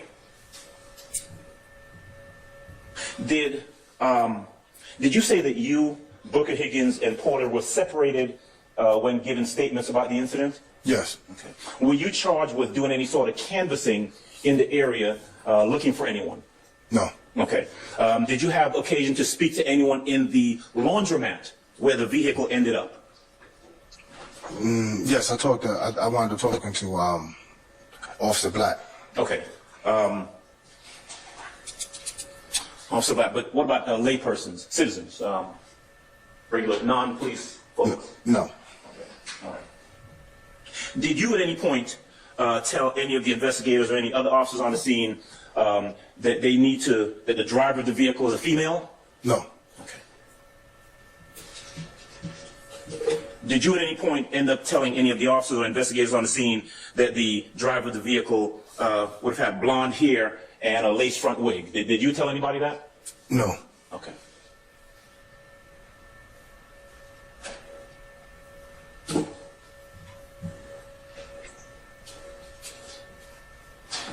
It sounds like, and Detective, tell me if I'm right about this, that after the incident occurred, after the shooting, the other police arrived at the location, and you're kind of taken out of the scene at that point. Is that fair to say? Yes. Okay. They took your weapon, didn't they? Yes. Did they find the shell casings that came from your weapon that was fired? I don't know anything about the incident. Okay. So in terms of what was found at the scene, evidence, shell casings or not shell casings, anything like that, you weren't involved in that and you weren't advised of the findings, the physical findings of the scene? They didn't tell me anything. Okay. Did you have any dealings with the vehicle, that maroon vehicle that we're talking about, after it left the location and ended up over by the laundromat? No.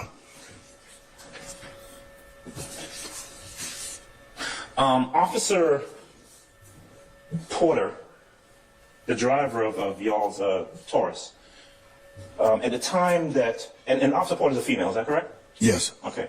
How long has she been on the force of the APD at the time that this incident occurred? I'm not sure. She was a veteran. She was a veteran to me at that time. I don't know. Probably over 10 years. Okay. So she's been on the force longer than you? Yes. Okay. What about Booker Higgins? Yes. Also a veteran? Yes. Okay. On the force longer than you at the time this incident occurred? Yes. Stop and pause right there, okay? Yes, sir. All right.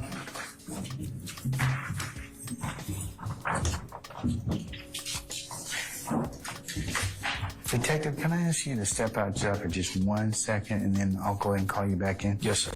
The reality is, Mr. Williams had nothing to do with what went on in the courtroom on yesterday. One of the co-defendants, on his way to the restroom, attempted to pass something to Mr. Williams, who immediately turned it over to the deputy. He did not know it was allegedly Percocet? Did not know. Well, we don't know what it is. Did not know what it was, turned it over to the deputy right away. The deputies took action. The individual who had the contraband, not Mr. Williams, was taken into the back, where I'm told he ingested whatever he had. He had to be taken to the hospital, and as a result, court was terminated for the rest of the day. And then if we look back at some of the coverage. This is so mind-boggling that these high-ranking officers are getting these guns and then they're selling them to criminals. In essence, the law enforcement officers are criminals themselves. 50 cases all across the country, and there were different ways they got it. Sometimes they stole it out of the inventory. Sometimes they were their issued weapons by the department. In the most egregious cases, there were battlefield weapons, and that requires them to go to federal regulators, ask for special permission to gain access to them. And just to give you a sense of what kind of weapons these are, these could take out an armored tank. They could go through a building at the other side, hit a target 18 football fields away. They can take out a military helicopter. That's an example from a real case. We found an Iowa police chief in a 3-person police department. Town was the population of less than 800, and he had requested over the course of 4 years 90 machine guns to get access to. He'd gotten approval. It took until he requested a Gatling-style machine gun that spewed 6,000 rounds a minute for federal regulators to say there's something fishy going on and starting to look into it. That you've been convicted of.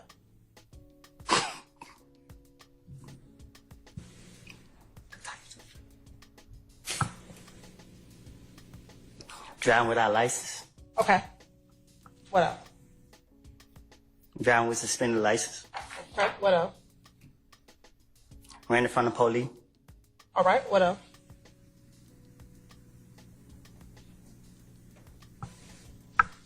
Let me ask, do you have a theft? I'll be putting charges on me, so I go to jail for the charges y'all throw on me. Okay. Do you have a conviction for theft by taking? You tell me?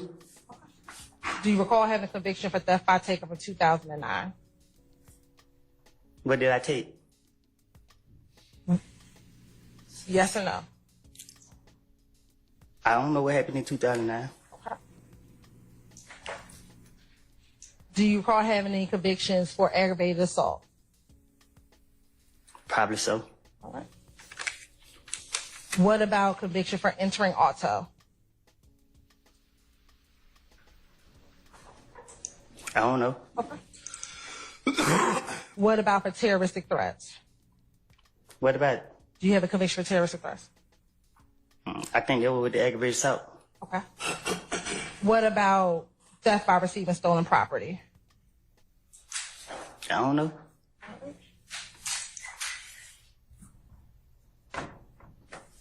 What about possession of a vehicle with altered VIN number?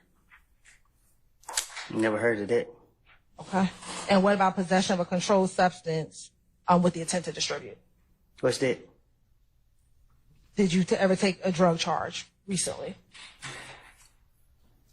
Oh, that's the charge y'all put on me. Okay. Did you plead guilty to that? I had to. All right.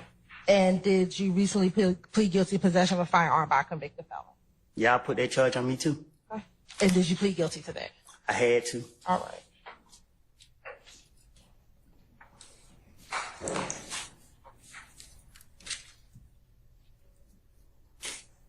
Your Honor, the state's going to tender State's Exhibit 382Y, 383Y, 380. No, but I can tell you that I plead the fifth. At which capacity? Okay, was there ever a time that you served as a crime scene technician? Yes. And can you describe for the jury what your duties and responsibilities were in that role? The short answer is no. This is a case that possibly could have been resolved if folks were reasonable. But we did not believe that we could enter into good faith negotiations with people who wanted a case resolved in a manner simply to save face. And Jeffery Williams was not going to say things that they wrote for him, that they wanted him to say, that was their theory when it wasn't true. And so, good faith, no. I don't believe we were ever really negotiating in good faith. And you've been here the past year that this case has been on trial. You've seen the numerous motions for mistrial. You've seen the behavior of the state. You've seen the dishonesty. You've seen everything being hidden. You've seen things come out in court, in front of you. And so you know what kind of prosecution we were dealing with, and that's okay. You know, Mr. Steele and I have fought through this the past 2.5 years. And as he said, we ultimately decided we were going to put our faith in the court as opposed to the folks on the other side of the aisle. And, you know, the best thing out of all of this is that Jeffery Williams, in a very short period of time, will be home. And that's all we've wanted from May 9th, when they went and picked him up and have held him in jail without a bond for the past 2.5 years. He'll be home shortly. Chief and Brian, this is either one of you can answer that. 2 questions. First off, you go into a blind plea, you don't know, right? There's nothing for sure. What was your emotions like when you guys went into that? I would imagine the conversation, you kind of take us into the room before you went out into court, what the conversations were back and forth. Obviously, there's attorney-client privilege of RICO generally.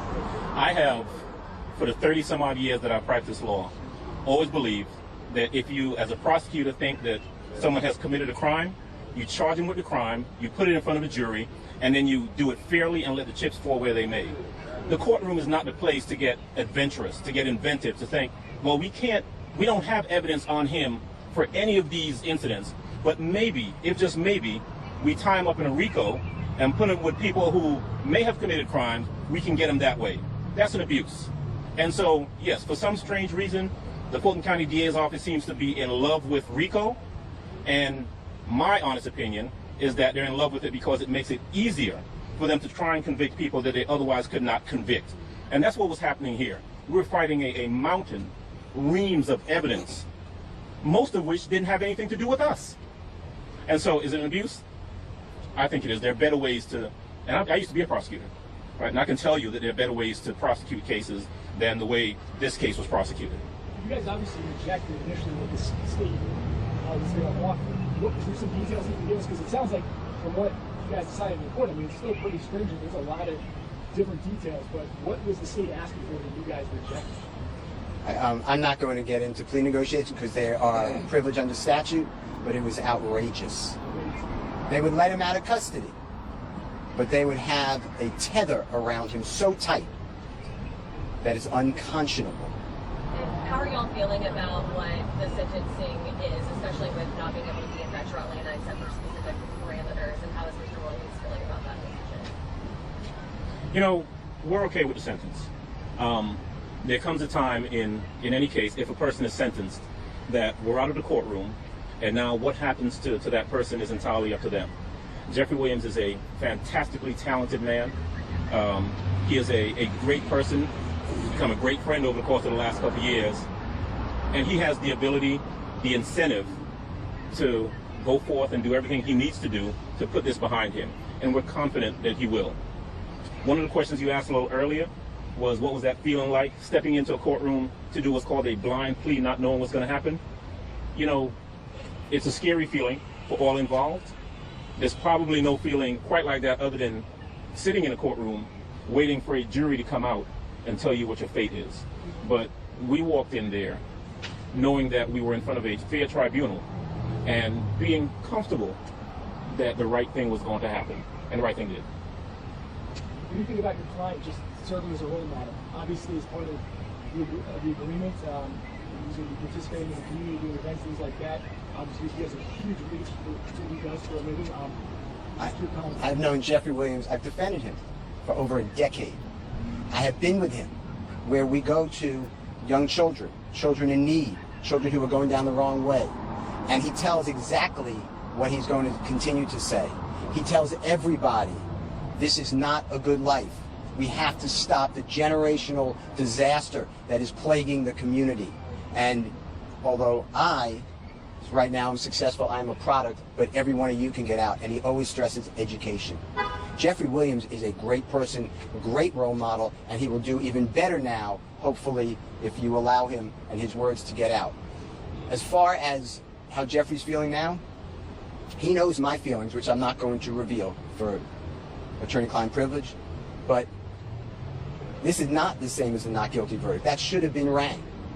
But nobody here wakes up every day on a concrete floor that they're calling his bed, gets up at 4:15, gets shackled at his feet, his waist, and his hands, comes to the Fulton County Courthouse to be on concrete, eating out of a bag. Doritos is his meal of choice. And then coming to a courtroom and sit there with a leg chain on him every single day and hear lie after lie. So for Jeffery, go home today and not have another 90 days or 120 days of it, he is very happy, thankful to the Honorable Court. So to answer your question, this was not what I wanted. I don't believe that it is just, but I believe that under these circumstances, it is justice for Jeffery Williams, and he is delighted, as are we, and thankful. Can I ask you, you were standing right next to him as he was addressing the judge. What seemed like a very sincere apology to her, or apology for what happened, what has gone on. How did you feel sitting next to him, knowing him for the last decade as an attorney for him, about what he was saying and what he was telling the judge? Jeffery Williams is being truthful. That is his heartfelt feelings. He feels so bad for the loss of life, and he feels bad that people are taking his music or his social postings and making it into violence. That is all promotion. That is not a symbol of go hurt somebody. So I hope I've answered your question directly, but how I felt. Not that there was any sort of aggravated assault taking place. There were suspicious persons or something like that. Am I right about that? No, there was not any aggravated assault that had occurred. Okay. All right. There were people there who were said to the officer, or after the officer saw guns, right? Yes. Okay. Individuals with guns. Specifically, one guy who was waving a gun around and making some statements. Is that right? Correct. What you came to find out, though, or maybe what you observed, I don't know, you told me when you got there, is that that guy who was waving the gun around, who was described as someone who might have been under the influence or something like that, that guy was waving the gun around, and then the rear passenger of a vehicle came and took the gun from him, right? That was my understanding at the time. Okay. I mean, that's what you wrote in your report, right? Yes. That person who took the gun from the drunk guy waving the gun around was Mr. Greer, right? Yes. Okay. All right. So you show up at the scene, and there are a number of people there at the gas station, right? Correct. They're not doing anything, right? They're not. No one's committing any sort of crime or anything like that. Folks, there are a lot of people congregating at the gas station, right? I'm not sure. Nobody was fighting. No. Nobody was threatening anybody, right? I'm not sure. Okay. You certainly didn't see any of that. No, I did not. Okay. Mr. Greer, being described to you, or with your knowledge as the person who took the gun from the drunk guy, had the gun on his person. Yes. He was detained by you? I believe so. Okay. And the gun was taken from him? Yes.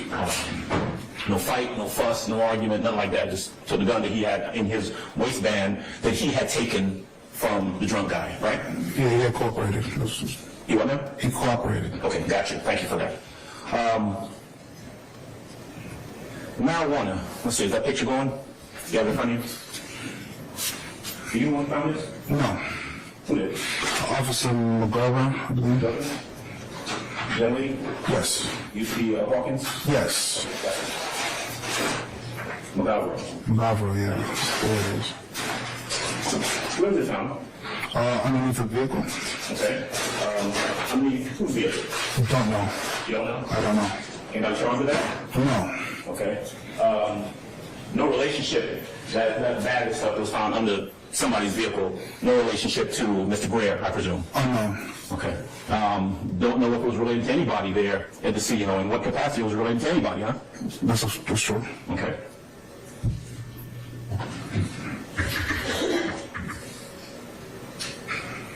Was Mr. Greer the only person arrested there that night? I don't remember. All right. I believe so. Okay. This is back in 2020, right? Yes. Okay. That was the extent of your involvement in that case.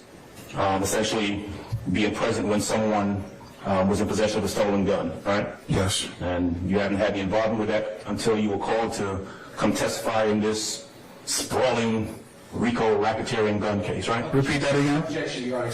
All right. I'm saying Now, what's your that's the commentary. Yes, sir. You talked a little bit about the area, right? And just the prosecutor asked you to describe the area, and you said it's an area known for gang activity and high crime and that sort of thing. Yes. It's a poor area, right? That is subjected to what you believe poor is. Well, poor means, low income. I can't say. You don't know? No. Okay. I mean, you're well versed enough to say that it's a high crime area or it's a gang area, but you can't say whether it's a low income area or not. No, there's some nice houses that's not too far from there. Gotcha. Okay. Area or known for gang activity. You mentioned YSL. Actually, you asked about YSL, and my gang, you said YSL. What are the gangs in that area? I'm not sure of any other gangs. You're not sure? No. But you knew to come in here and say YSL today, didn't you? Yes. Okay. High crime. You describe it as a high crime area? It can be. Okay. It can be? Yes. Sometimes it is, sometimes it isn't? Exactly. Okay.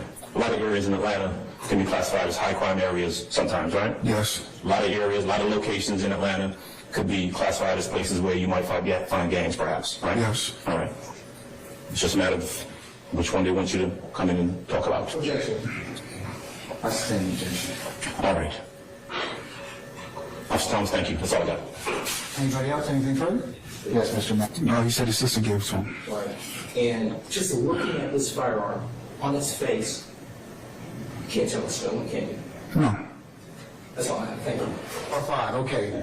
We'll soon find out. Okay, all right, so, yeah, I'm gonna count them out for you. Let's choose carefully. The gun, right? Yes. You charge Quintavious Greer with being in possession of a stolen gun, right? I believe so, yes. Now, the information that you had, though, right, was that he had gotten it, he took it away from the drunk guy who was waving it around, right? That's what I believed at the time, yes. Right. And the other information you had is that that drunk guy actually got the gun from the driver of the car, right?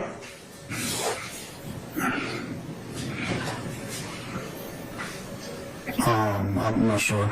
Okay. You don't remember speaking to the off-duty officer who said that the driver is the one who came and gave the gun to the drunk guy. Drunk guy waves it around, and then the back passenger, Mr. Greer, got out of the car and took the gun from the drunk guy. You remember that's what she was told? I'm not sure. Okay. How about this then? You know that the drunk guy was waving the gun around before Quintavious Greer took it from him, right?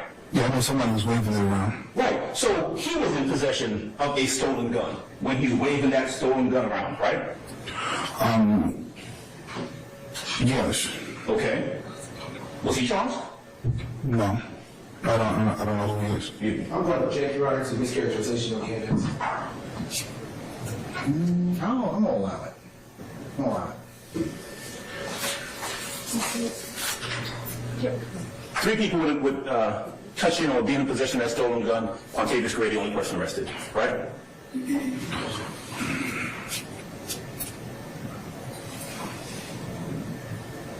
If you know. Repeat that question. All right. 3 people in possession of the gun. Driver, who gave it to the drunk guy, that's one. Drunk guy, who's waving around talking about, I'm gonna shoot y'all motherfuckers. And Quintavious Greer. 3 people touching and being in possession of that stolen gun. I was. Hold on, wait a second. Your Honor, base mischaracterization of the evidence and the testimony that's come out of the trial.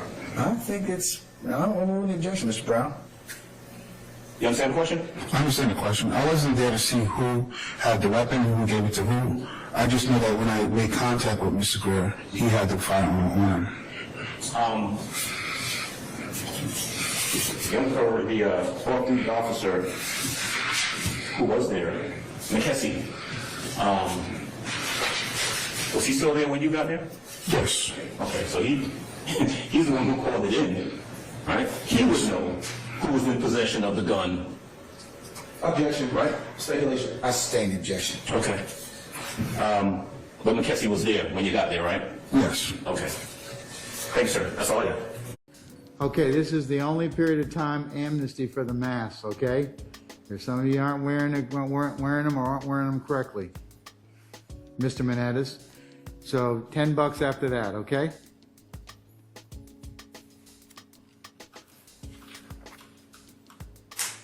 All right, number 469. Could you bring them in, please?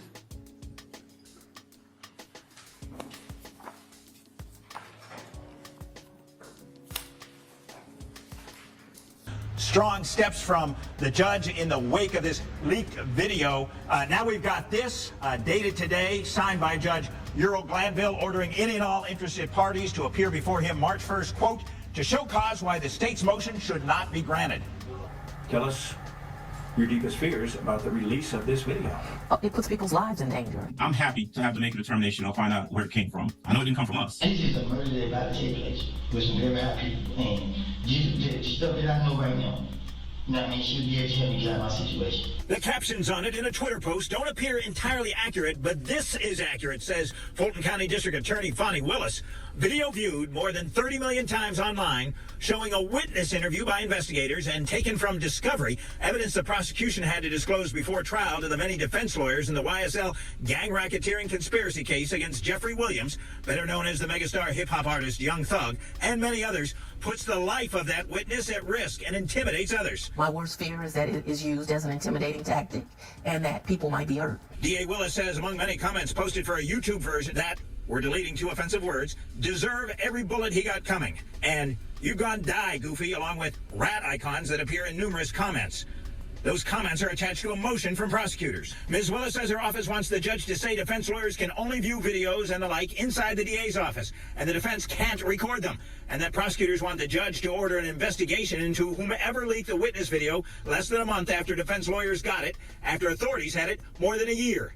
What we want to do is make sure that what has occurred in this case stops. You don't just file a motion to make these allegations where you've got absolutely no basis to back that up. So he not moving how he used to move reckless. He moves different, but he want this nigga so bad that he's back reckless. The heading on one widely viewed tweet suggests a video it features depicts someone snitching to detectives and, quote, telling them about YoungThug wanting to get someone killed. No one was killed. Keith Adams, one of YoungThug's defense lawyers, says he can't comment directly on how a video that is not so far part of the court record is characterized, but to the extent that anyone is suggesting that Mr. Williams has committed a crime, any crime whatsoever, that is absolutely wrong. any suggestion that somebody wanted to get somebody killed, that would be a crime. It would be a crime. There's no such crime that's been committed by Mr. Williams. I can tell you that. Adams says he doesn't agree with any implication in the state's motion it probably was a defense lawyer that leaked the video. That someone, for instance, might have hacked the Dropbox the DA's office used before it switched to delivering evidence via hard drive. They want to do an investigation? Let's do it. Let's find out. Adams says he believes the state's motion should have been sealed from public view when filed. We're focused on defending ourselves in this case. And we're focused on doing so in an ethical and appropriate and a court-ordered manner. Now, YoungThug defense lawyer Keith Adams says, you have spoken over the last number of months with an investigator, Hamilton. True? Yes. Okay. Now, you have had an opportunity to discuss with them the things that you were asked about from 2013. Is that correct? Yes. Now, the first person, and I want to talk to you about how we go from your conversations with them to your testimony here today. Okay? Can I do that? Yes. Okay. Your Honor, as to commentary, and we would ask that be. I'm going to overrule the objection because he's pointing the witnesses to what he wants to talk about, so I'll overrule at this point now. Yes, Your Honor. All right. Now, you understood from your first meeting with Investigator Long of the DA's office that they wanted you to come in and testify here in this case. Isn't that true? Well, they was telling me that I didn't have to because he presented me with some paper that I didn't recall or I didn't know nothing about. Okay. And you told that investigator that either you didn't recall or you didn't know anything about it. Isn't that true? Objection. Yes, sir. I sustain the question. You can rephrase it. Okay. Let me ask you this. Did there ever come a point where you were told by Investigator Hamilton of the DA's office that you did not and you should not talk to anyone but him? Yes. When did that happen? I was here. It was like this month. I was here. I showed up. It was the same day I talked to Miss Long, and after the situation, they took me to him, and he told me I ain't need to talk to nobody else but him, like nobody. Period.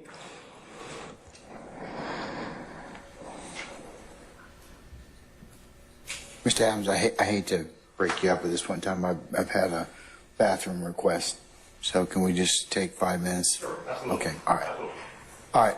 Ladies and gentlemen, we're going to go ahead and be in recess about 5 minutes. Please go ahead and take your respite, and then we'll come right back. All rise for our jury. I'll try.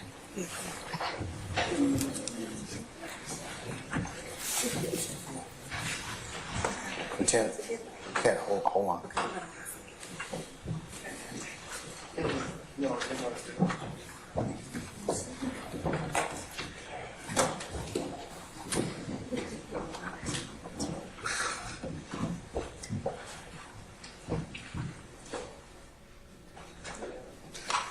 All right, ladies and gentlemen, our jury has left us. Okay. Lieutenant, you may be seated. The rest of you need to take a comfort break and do so at this point in time. Please make it as soon as possible. All right?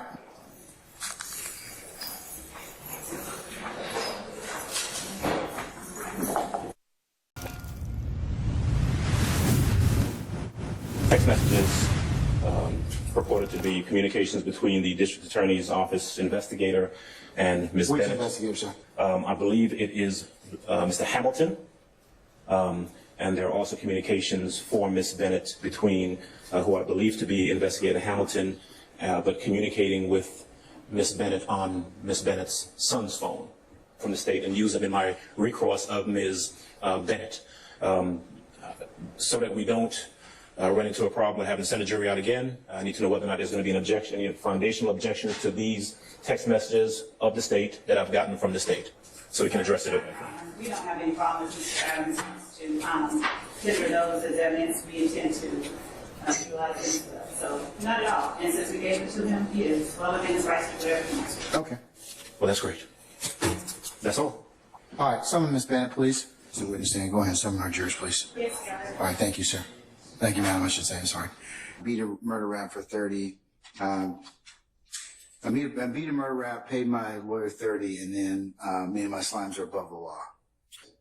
Then they had the time, and you told it to them, you gave it to them. So I'm just telling you this point in time. Or, like I said, I'm gonna suck up your weekends.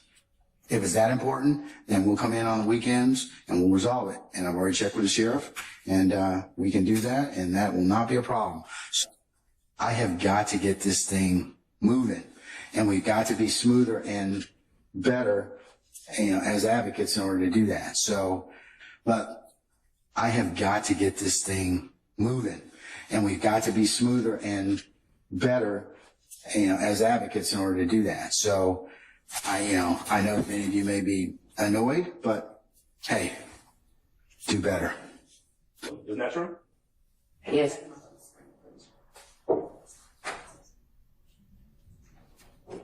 That's right, pardon me. Now, there was a text message in particular somewhere around New Year's. You remember that? Remember this one? Where it says, "Hi and Happy New Year." That message came from Ms. Love? Yes. Talked about hope you and your boys are having a wonderful day. Yes. Talked about, and Ms. Love at that time went on to talk to you about how you were a, quote, wonderful mom to those 3 boys, in case no one else tells you that this year. Remember when she was talking to you in that fashion? Yes. Okay. And you remember her telling you those things as she was talking to you about being a witness for the state in this case, right? Yes. That was about January. Is that correct? Yes. Now,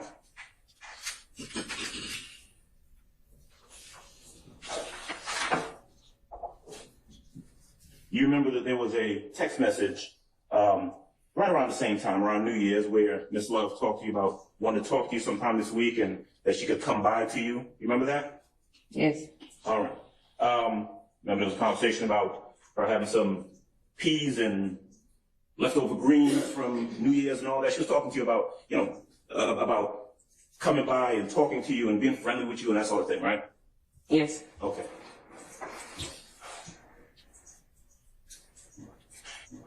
You remember Ms. Love telling you that she wants to talk to you about questions she anticipated the defense would ask you, would try to get out of you, how you should view those questions. You remember that being said in those text messages?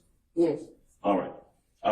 And in fact, in those text messages, she kept telling you that she wanted to make it comfortable for you, right?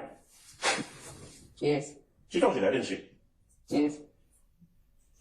In fact, she said that she wanted to talk to you. She would make it really brief. She wanted the jury, or I want the jury to see the person I met the other day. She's a wonderful person, and I need them to know it. Do you remember when she was talking to you like that? Yes. Okay. And after a while, those conversations and the temperature of those conversations changed, didn't they? Yes. And let's see, that last message that we just talked about where she wanted the jury to see the person she met and what a wonderful person you were, that was about somewhere in early January, isn't that right? Yes. Now, soon after that, and we are in April the 8th, isn't that right? That's today's date, correct? Yes. All right.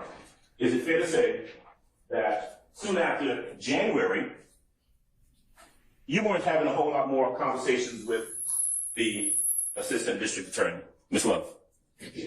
Yes. You kind of stopped responding to a lot of her text messages, isn't that right? Yes, and she kind of like stopped texting for a while. You were at some point beginning to feel as though you were being harassed by the district attorney's office. Yes.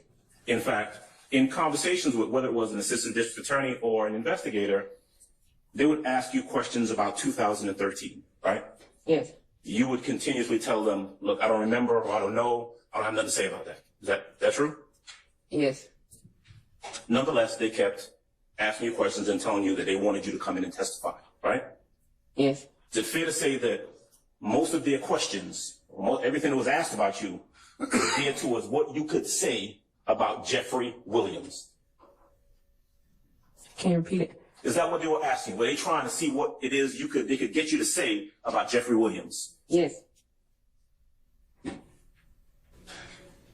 With Ms. Knight's assistance, actually, never mind.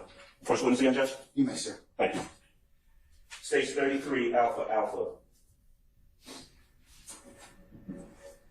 Let's see. In addition to Ms. Love, you were also talking to other investigators in the office, correct? Yes. Talked to Investigator Long, right? Yes. And talked to Investigator Hamilton. Yes. Got to Hamilton in a while, so there was a conversation that you had with an investigator somewhere around February, right? So now we're jumping from January when you're talking to Ms. Love to February when you're talking to an investigator. And at some point you sent a text message, right? Where you said, okay, I'm about to get a lawyer now because I keep telling y'all I don't have shit to say and y'all keep harassing me and my family, but I'll be there at 9:30. You remember that? Yes. All right. So we move from November, and you're talking to the DA's office, right? Yes. And by the time February rolls around, right, about 2 months ago, you're still telling them, listen, I don't have anything to say. I don't have any information for you. Isn't that true? Yes.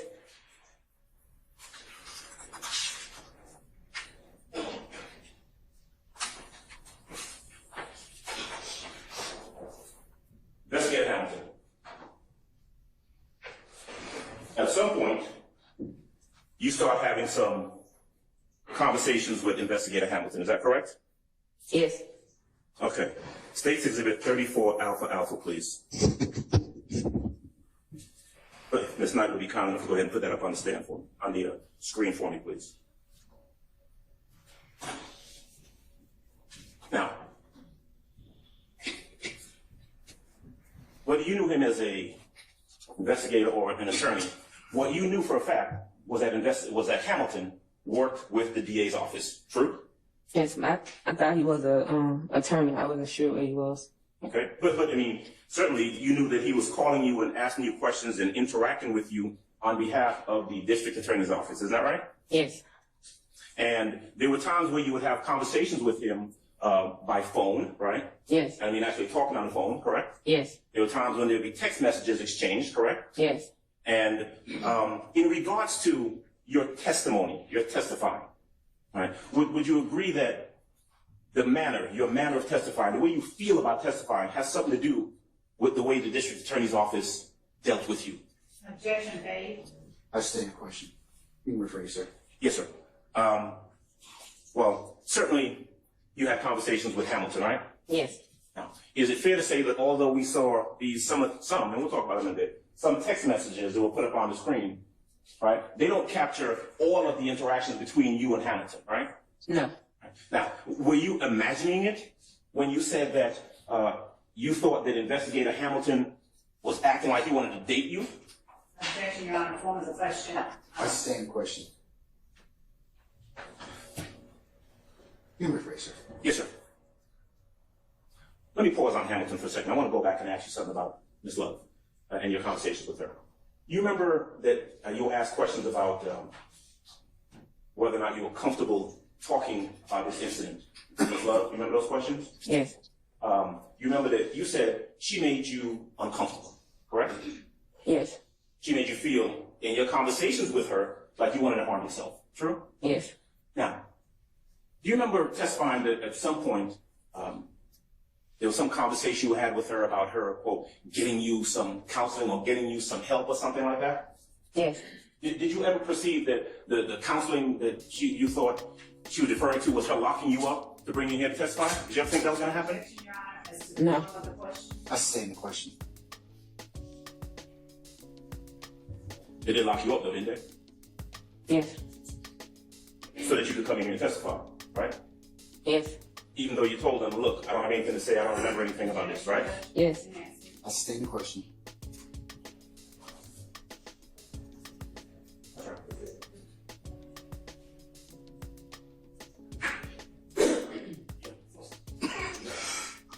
Hamilton.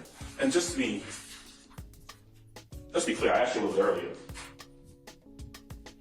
about how many times it is that in these conversations with you, he referred to you as mama. Let's see. Tuesday, February 6th, sends you a text message, mama, thank you. With a little fist sign, right? Yeah.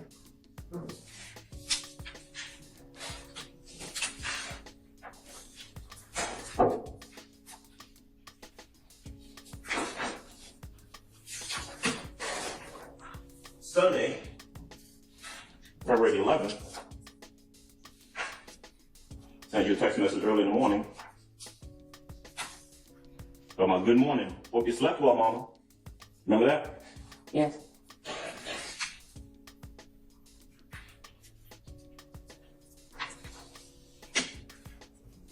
You testified last week about the fact that you were having to come meet with the DA's office and that led to you losing your job. Is that right? Yeah. Now, when Investigator Hamilton told you, don't worry about that, I can help you get another job, was that in a text message or was that a phone conversation that you had with him? Both.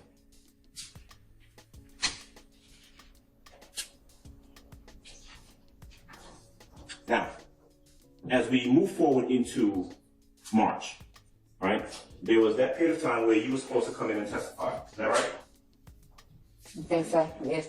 And you were in communication with Investigator Hamilton. Is that right? Yes. Now, do you remember last week when you were being questioned by the state? The state was asking questions about whether you were telling them you didn't want to come in and testify. You remember those questions? Yes.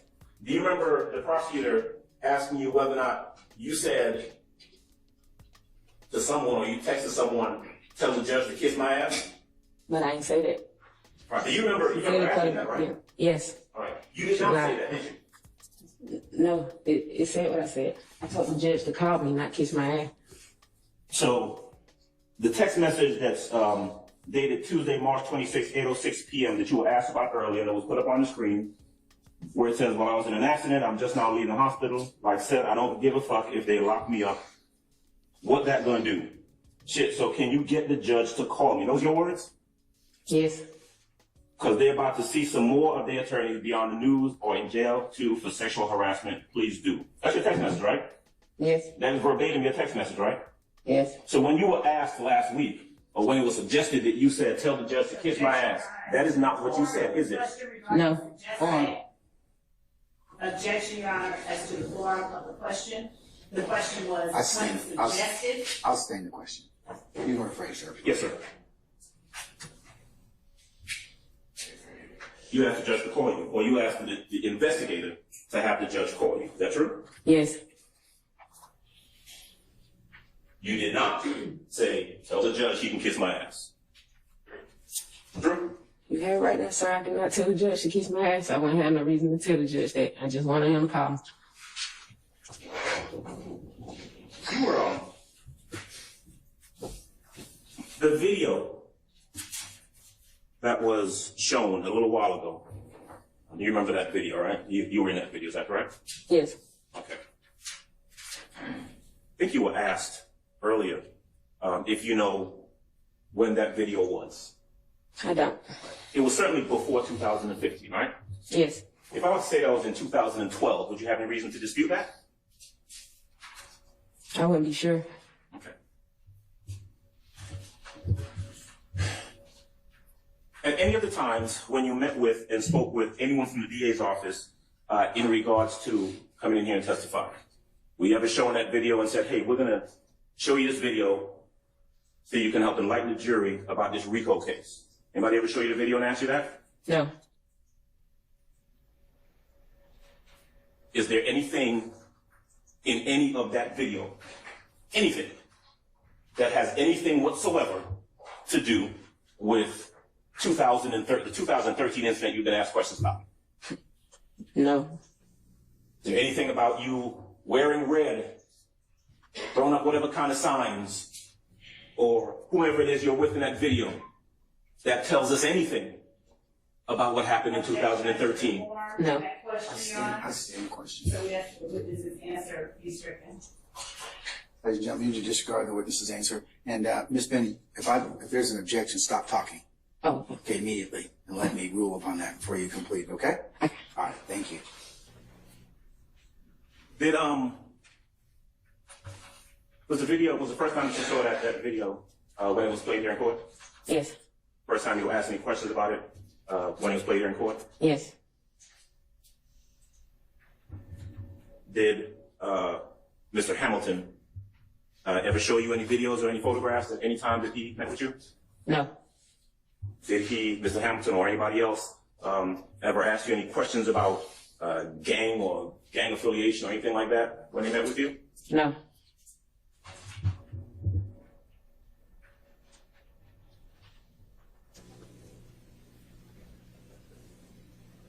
Why exactly?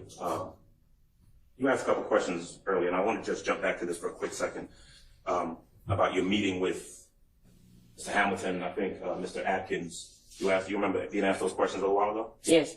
Okay.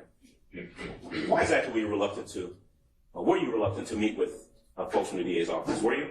Objection has been answered. Sustained.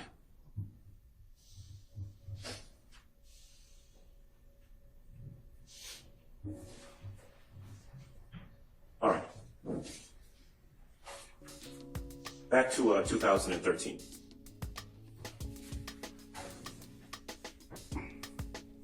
Back in 2013, is it your testimony that you do not recall the incident that you've been asked about from 2013? Objection has been answered. Sustained. Yes. Madam, remember, if there's an objection, stop talking. Okay. The jury to disregard the witness's last answer. When you were being questioned last week by Ms. Love, and you said that the DA lied, what were you referring to?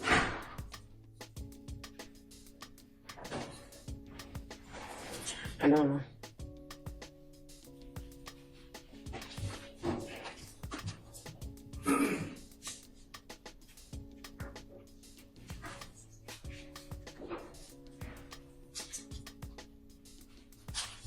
Have you, 2013, since 2013, let's see, 2013, then in 2015 you went into custody, is that right? Yes. You were in custody for a couple years? Yes. You came out when? May 2017. One more time? May 2017. 2017? Yes. You've not been back in since that period of time, right? Yes. The first time that you had a conversation or asked any questions about this 2013 thing was when?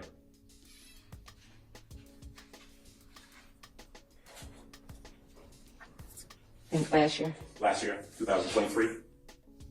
Yes. Are you aware that this 2013 thing that they've been talking about is not even part of this indictment? Objection, Your Honor. I sustain the objection.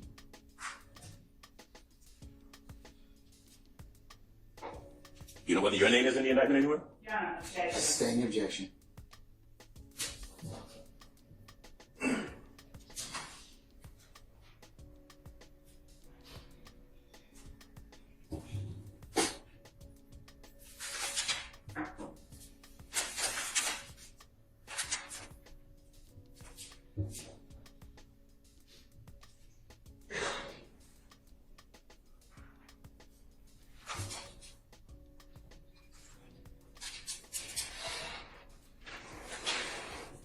This video, right, that you saw a little earlier.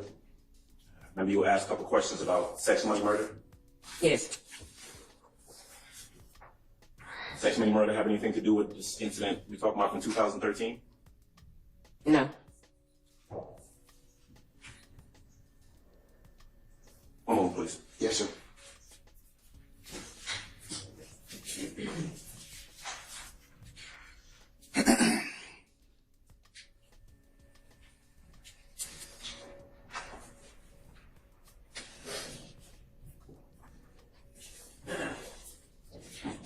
Please.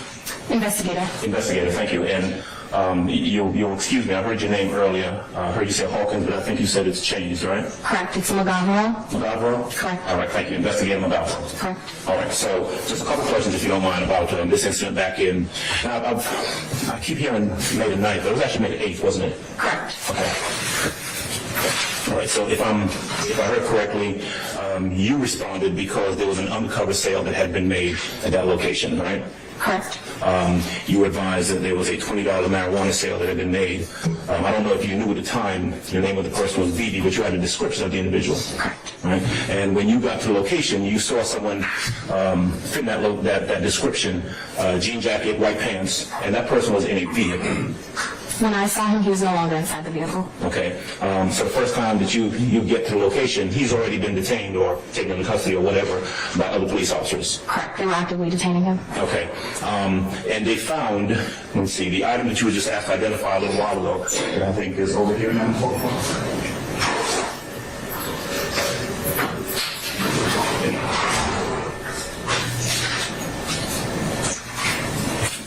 So they identified two things. One of them was the 1 gram of marijuana that was sold to the undercover officer. That's different, right? Correct.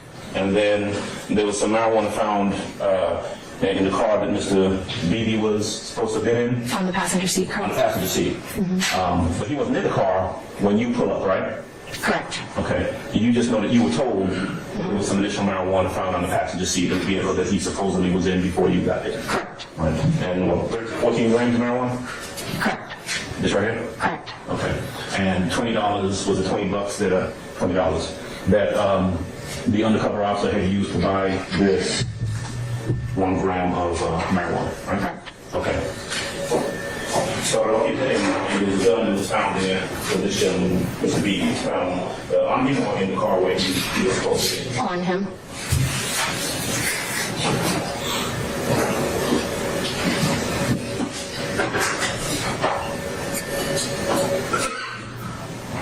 Okay. This white Honda Accord was determined to have been owned by a young lady, I'm not sure if it was young or not, Chastity Williams, right? Correct. She was detained, and I think, was there some marijuana found on her as well? It was not found on her person. It was inside of a backpack that she advised was hers. Okay. And there were some other people there at the location that the police had detained and searched and I guess found some marijuana on also? Correct. Okay, so it sounds like everybody there, whoever happened to be there at the gas station at the time, was either stopped or if they were coming into the gas station was stopped and detained and searched, right? Yes. Okay. All right. Well, sorry, not everybody. There were people that were not detained there as well. At least 6 folks, right? Yes. Okay. Ranging in things from a couple grams of marijuana. That's the kind of, I mean, essentially that's what happened, you guys. Whoever was detained, if they had some marijuana on them, well, they're either going to jail or they're getting cited or they're getting arrested or something like that, right? Yes. Okay.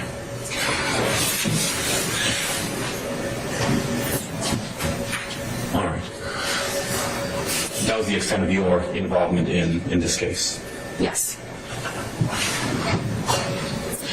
Were you part of the FIT unit or the fit team at that point? Okay. Everyone who was there, all the law enforcement officers who were there were fit team officers, right? No. No? And there are just other regular beat officers who were called to the scene to assist? There were canine officers there as well who are not part of the fit team. Gotcha. Because of course, if you got some marijuana, or if you think that you're going to find some marijuana, you want to have the canine around to go ahead and kind of sniff around and find whatever's there. Is that about accurate?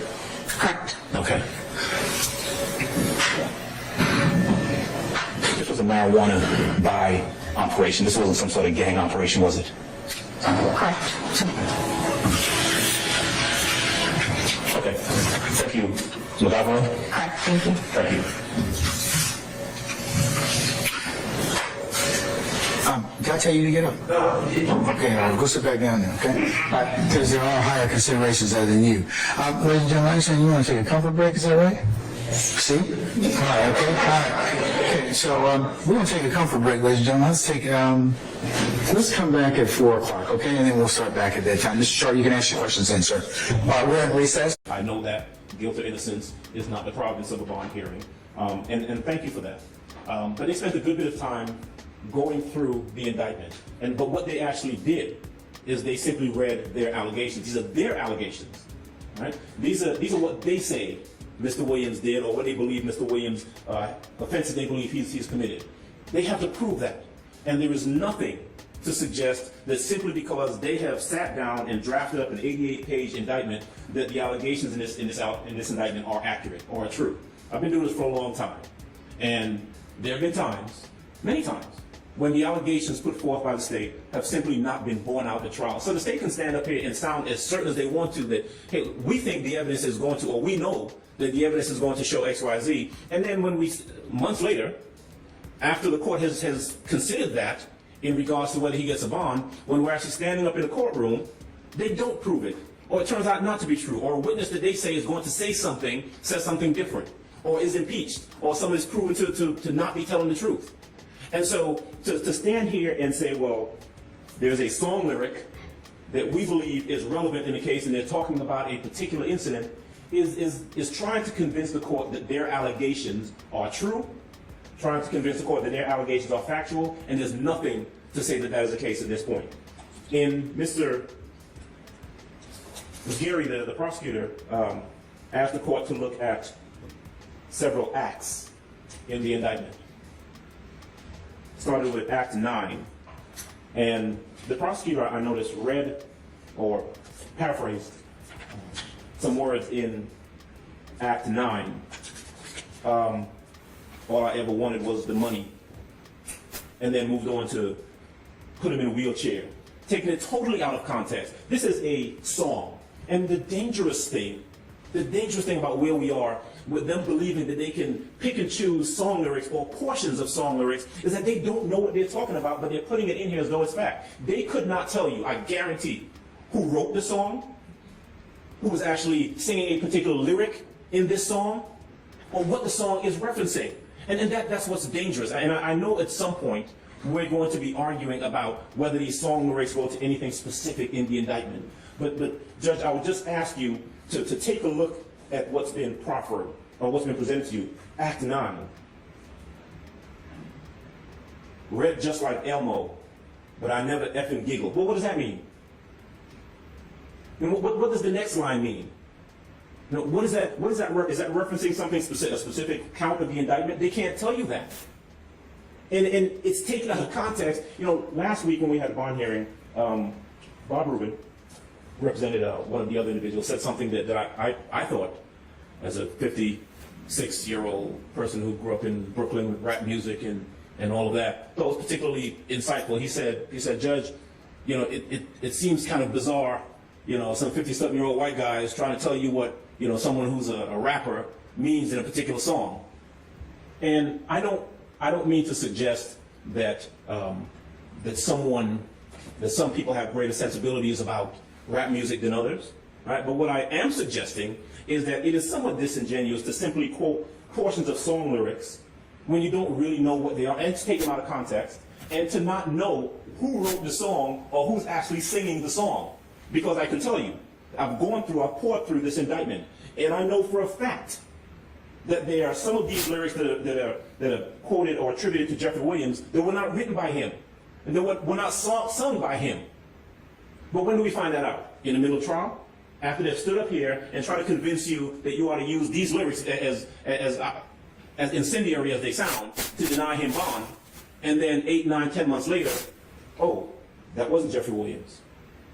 And that's why it's so dangerous to have the state. I'm not going to go through each and every one of them. I was going to, right? But I'm not going to because I'm mindful of the time. But I think the court gets my point that to quote song lyrics and Instagram posts or group chats or group texts that we, by the way, contest in several of them is not Jeffery Williams, and that he did not say that and did not say those things. And there's no greater force to them standing up here and saying that he said those things than us saying he didn't. It's on equal footing, and it shouldn't be considered because it's just something that has to be proven later on. In Act, I thought this was funny. Act 74, I think it is, the state reference.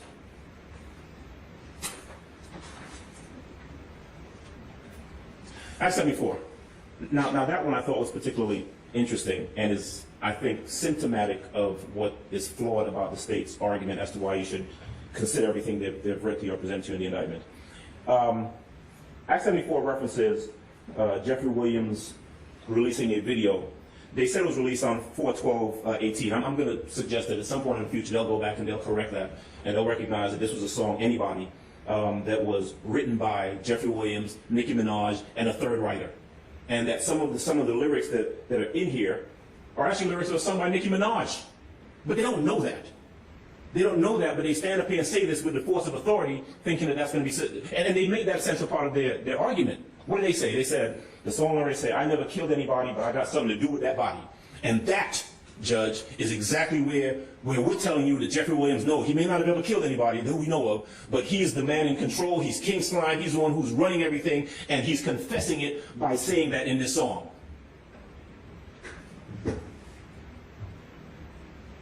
I told him to shoot 100 rounds. They left out the other line that comes after that. Like they're trying to movie a body. Like they shoot a movie. I mean, it's laughable, but it's an issue for later on down the road. Judge, in regards to the court's consideration, 4 things, maybe 5. If you have everything in front of you, Judge, that the court needs to make a determination about whether Mr. Williams is suitable for bond. I would contend respectfully that he is. There are no greater set of assurances that any defendant can put in front of you that can give you some assurance that he will reappear for trial than we have done. We have given the court every possible option I would suggest to you. And we have offered up the ability to have the court have its say in everything in terms of which of his residences, what house he lives in. Right? The court and the DA can have access to video feed from the house, so they can see what's going on in the house while he's there.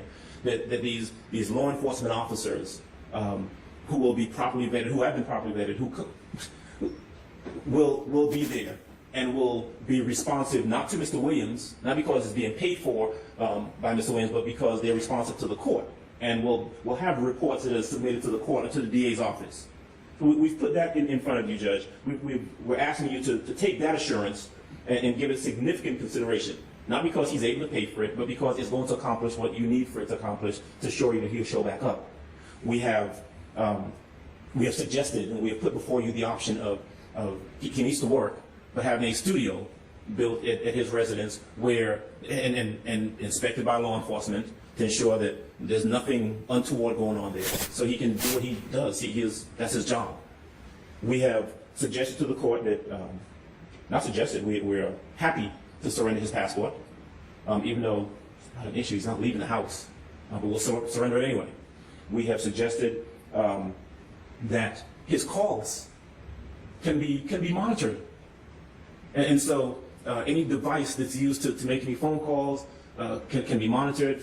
And so whoever he talks to, whatever he says to them, beyond reasonable doubt, I should say, that he is guilty of the offense or offenses charged. But however, in this particular circumstance, there has been significant proffers about Mr. Williams as being a danger to the community. In particular, the state's proffer that they have taken proffers from other gang members and people who are in this particular indictment and they're not in this indictment, that he is the leader of the gang, he is dangerous, and if he crosses them, he'll kill them or their families. And the predicate or the review of the state, the concerns that I have are some of the statements that he's made about the threats and to others, and that have been chronicled in particular some of the predicate acts that have been stated for the court's consideration. Whether or not those acts, as Mr. Adams has pointed out, because they have to be proven at trial, is a discussion for another day. But at this point in time, in the aggregate, those particular discussions, in particular, the proffer from the people that the state has talked to already, the group chat that from 2015 starting, anybody goes in a courtroom and tells God on the street, they'll be fucking killed, pardon me for the language, and this threat is still being talked about. So that is of a concern to the court in regards to the danger to or threats to persons in the community. So and fact there's no significant arrest of intimidating witnesses or otherwise obstructing the administration of justice. That is the court's concern. The two major concerns that this court has is danger to persons and threats to intimidate other witnesses and obstruct the administration of justice. So I have some concerns about the flight that I share with Judge Wolf also indicated, but and I'm not going to hold it against him that he is very successful and has significant means, but those two factors in particular, threats to persons in the community or pose a significant risk of intimidation of witnesses, otherwise obstructing administration of justice, the court has considered a number of the predicate statements, and for those reasons in the aggregate, I'm going to deny bond at this time. But Mr. Adams, Ms. Hornsby, and Mr. Steele, certainly if you should file any other additional motions or things change, I certainly will reconsider the court's position on bond. It is not lost on me that I have not given your client a bond, but that is my decision based upon what I have heard, and I certainly appreciate your advocacy on behalf of your client and all of the lawyers thus far who have advocated very well for their clients in this particular position, and I will do my level best to make sure that this case gets tried as expeditiously as possible, and if I can get it on the calendar before the 9th of January, I will endeavor to do so. Okay. Well. And while we're waiting for that, I do have two other issues. Hold on, Kevin Avila, can you ask one of your colleagues, or Deputy Ham, can you see if you can go up or have one of your colleagues go up to Judge Carnesales and see if we can, one, either get him down here, or two, ask Judge Carnesales when he would be available. And tell him that we also have a witness that we need to call, okay? They knew nothing about Jeffery Williams' career, about his rap lyrics. They knew nothing about what they meant. They picked and chose, different phrases out of different songs, some of which that weren't even written by him. I mean, it was ridiculously misguided. And I think a grab that the district attorney didn't have to make, ultimately it fell flat. When Fonnie Willis brought this case, she said that this YSL gang, or alleged gang, was responsible for close to 85% or 80% of the crime throughout Atlanta. An incredible claim, made the news. What do you make of that claim? And I guess you wanted to sensationalize the case. The fact is, this was Jeffery Williams and a lot of these individuals charged in this indictment were people who grew up in the Cleveland Avenue area of Atlanta. There's a lot of crime over there, and they're individuals who did individual things. Okay. Okay.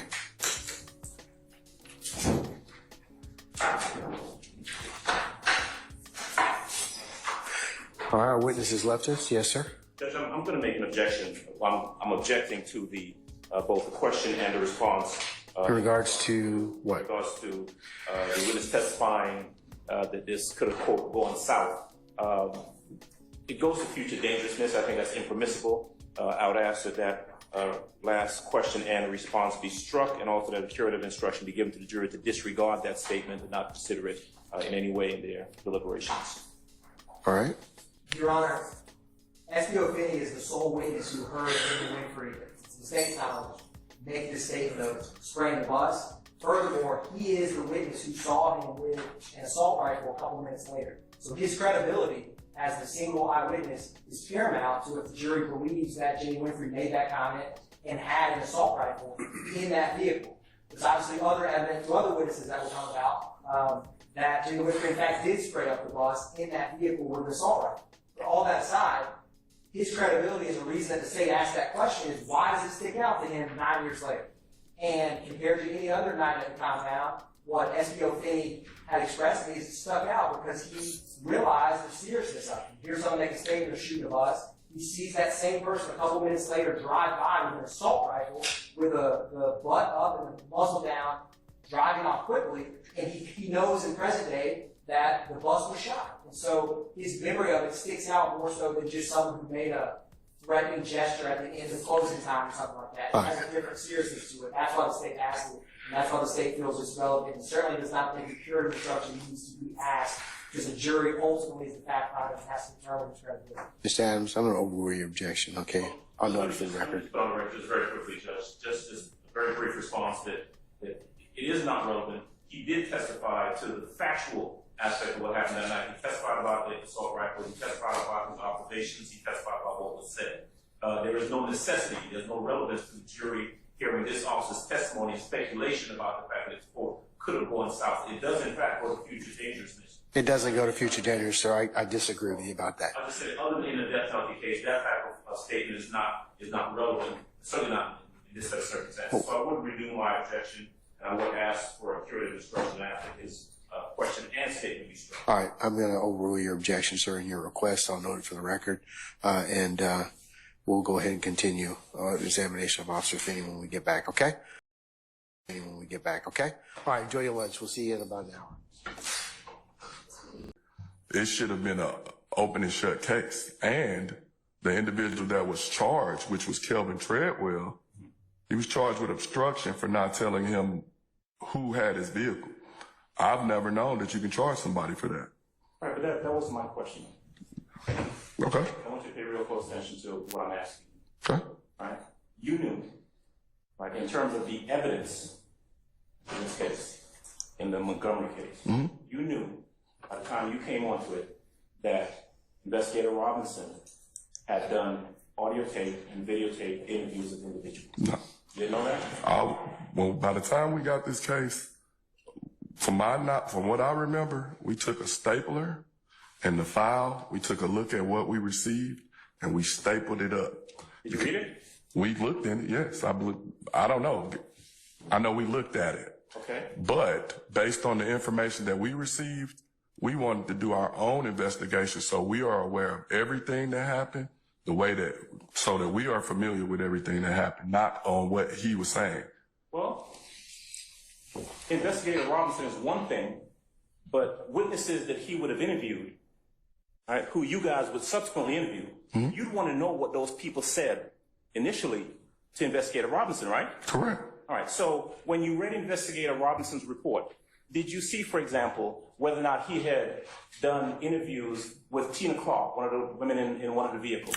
I believe he attempted to call her and didn't speak to her or something along those lines. I don't recall him speaking to Tina Clark. Okay. Would it refresh your memory about whether he spoke to Tina Clark? I want to object to the form of the question. Maybe approach briefly. Yes. Am I familiar with Lil Wayne? You knew who he was? Yeah. All right. I think I heard you say you like his music. I listen to rap music. I like all rap music pretty much. Trap music, all kind of rap music, right? Correct. you knew who Jeffery Williams was. I did. I listened to his music too. Him as Young Thug. I do. 2015, you know that he is a performing artist who's got some name notoriety in Atlanta and really nationwide and worldwide at that point. Most definitely. Faces. I stand to defend. You can rephrase me. Okay. You knew that he was, I'm gonna step back from the microphone and just spoke loud. You knew that in 2015, that he was an artist that was known throughout Atlanta. Yes. He was known throughout the country. Yes. He was known internationally. Yes. Were you familiar at any time during this investigation with what his tour schedule was in the year of 2015? Did I know what his tour schedule? Not at first, no. Okay. Did you have occasion at some point during your investigation to look into where he was touring at different times of the year? Yes. Okay. The video that has Mr. Williams in it, right? Yes. All right. Do we have that up yet, Ms. Knight? Okay. Do you know when that video was shot? I do not. If I told you it was shot in June of 2015, would you disagree with that? I have no clue. You don't know? I don't. So let's see. We have the Lil Wayne tour bus thing in April 26th of 2015, right? Mm-hmm. And then during your direct exam, you were showing this halftime video. Do you know who produced that video? Not a Billy Bill or whoever does his films. Do you know who wrote the lyrics in that video? No, sir. Okay. Do you know the individuals who were in the video? Some of them, yes. Yeah. Well, do you know whether they were paid to be in the video? I do not. Okay. You got that video yet?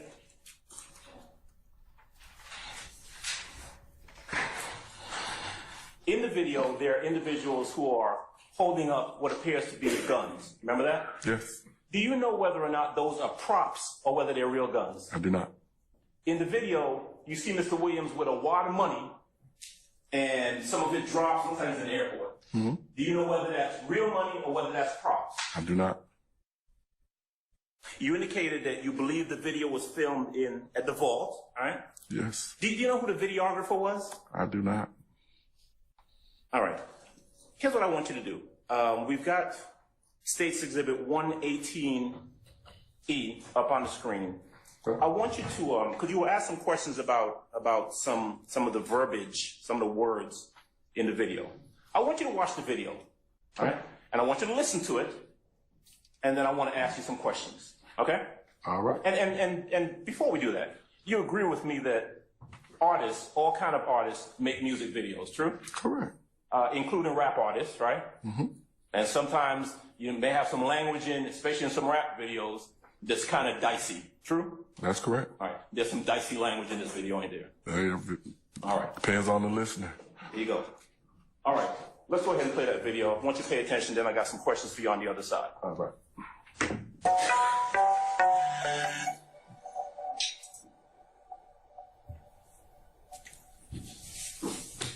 All right. Music videos, that music. Mr. Adams? Yes, sir. All right, go ahead. Officer Dennis. How about Mr. Dennis? Is that good? You can call me whatever you like, sir, just not former. I think we went over that before. All right. You're still in law enforcement, all right? Yes. In Missouri? Yes. Gotcha. All right. So in 2015, you were an investigator, a police officer with APD. True? Yes. 12 years. And you were in what you indicated was the gang unit in 2015. Correct. Is that when you went into the gang unit? I went in the gang unit May of 2013. Okay. And so by the time 2015 rolled around, you've been in the gang unit for about 2 years, roughly. Mm-hmm. Right? And because you've been on the force before that for a good number of years, you were familiar with conducting investigations, right? Yes. I mean, you knew how to police. Yes, sir. Okay. You knew that generally in investigations, your job was to go out and gather information in regards to an alleged crime that had been committed, right? Correct. Okay. I heard you say something interesting when you first started testifying. You said, the streets will talk, all right? I did. And I think you were talking about, and you correct me if I'm wrong, you were talking about gathering information, maybe in your investigation, from essentially the streets. Correct. As a detective in a metropolitan city like Atlanta, the streets will talk. Right. But it's not what I know, it's what I can prove. And working inner city crime, a lot of people don't want to put themselves in harm's way by being witnesses or being in a discovery package, so they are reluctant to go on record as talking to you. But that doesn't mean as a detective you don't have the information. Well, let me ask you this, because this is the second time I heard you say this about in inner city. I mean, crime happens everywhere, right? It does. Crime happens down on Cleveland Avenue, right? It does. Happens up in Milton County, right? It does. Now, happens in Johns Creek. It does. Right. And regardless of whether it's in Cleveland Avenue or up in Johns Creek, you may come across an investigation people who don't want to talk to you. That's correct. Right? So, crime happens all over the place, and it may be different in some areas or it may not, right? That's correct. Okay, so back to this whole thing about the streets will talk, but you gotta know how to listen to them. I think that's what you said. I did. Give me 1 second. All right, you can get it. All right. You gotta be careful when you listen to the streets talk, right? Got it. That's the objection. Okay.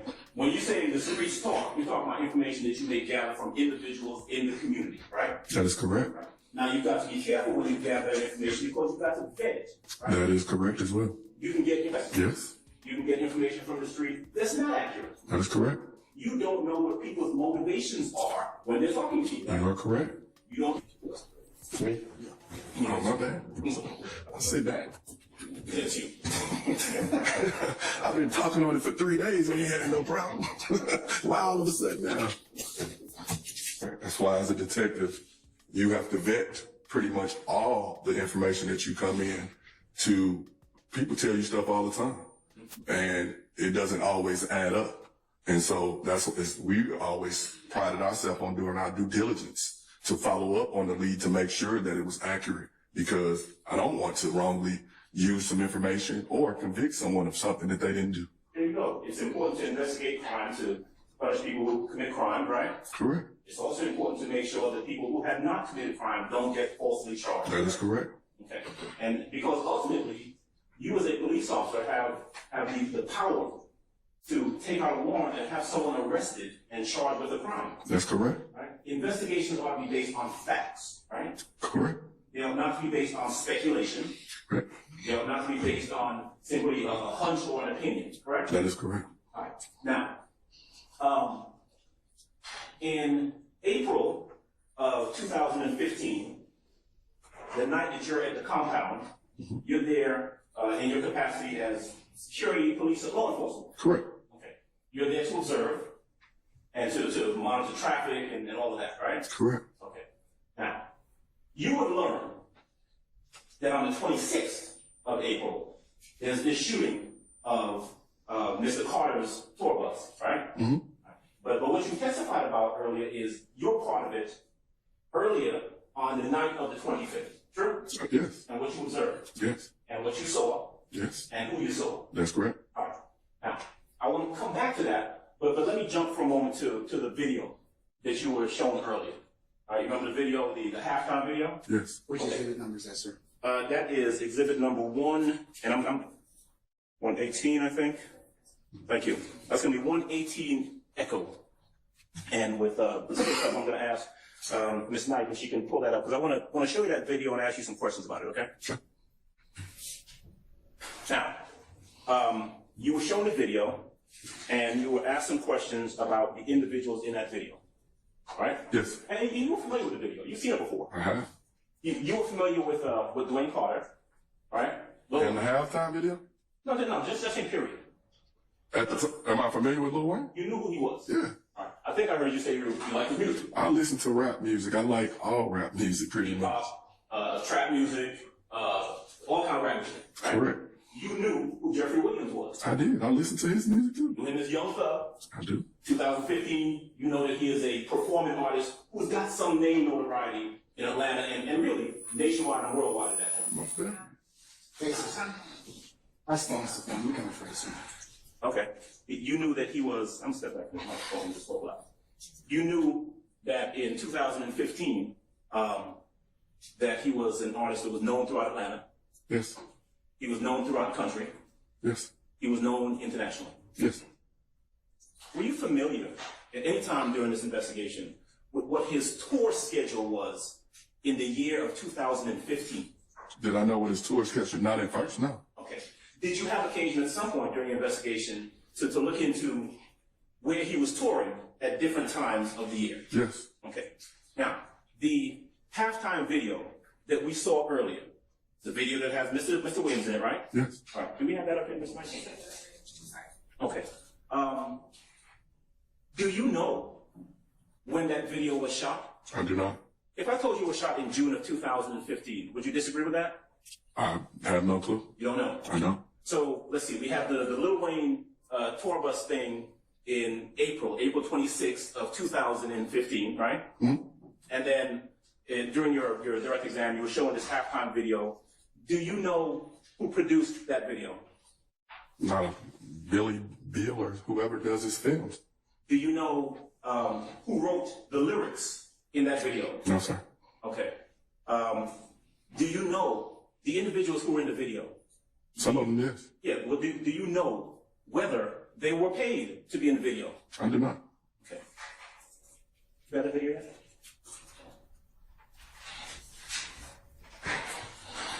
In the video, there are individuals who are holding up what appears to be guns. Remember that? Yes. Do you know whether or not those are props or whether they're real guns? I do not. In the video, you see Mr. Williams with a wad of money, and some of it drops and lands in the airport. Mm-hmm. Do you know whether that's real money or whether that's props? I do not.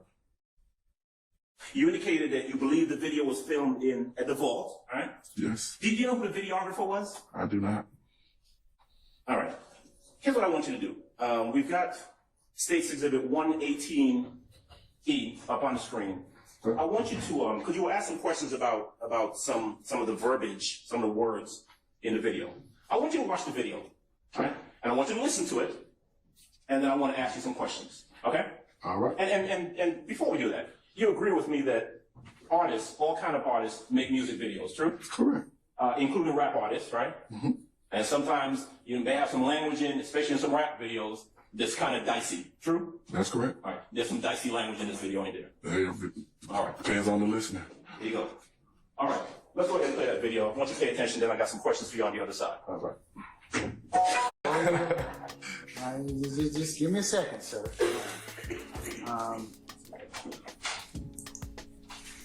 He ain't bad. I'm wearing the same suit tomorrow, too. Nah, I got a green suit. I'm wearing just like you. I think I'll get your style. Okay, sir, can you be here? All right. Music videos, that music video by rap artists, entertainment, right? Mm-hmm. And you are familiar, I presume, tell me if I'm wrong about this, that you have entertainers who make music videos with all sorts of suggested lyrics and images in it, true? Yes, true.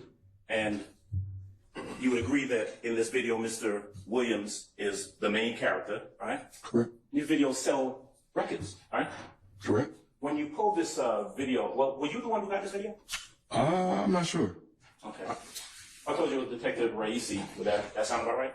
Could be. Okay. You agree with me that this video had about 95 million views? Objection, Your Honor, one, relevance, and number two, speculation. Do you know? I'll sustain the objection. You don't have to answer that. Yes, sir. Go ahead.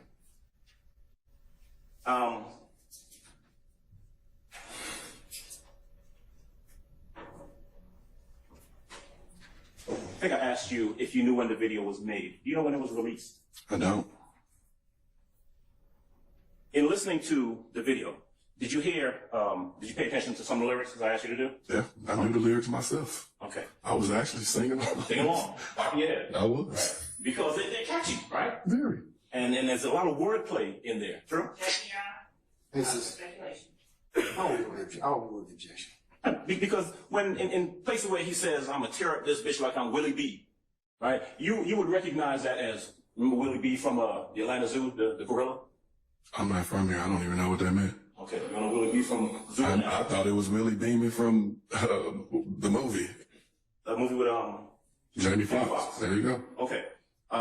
When you listen to this, when you look at the video, for example, and you hear lyrics about, white like Justin Bieber, or dressed in all white like Miley Cyrus, you recognize that as an artist who's engaging in wordplay in a video, don't you? Objection, Your Honor, it calls for speculation.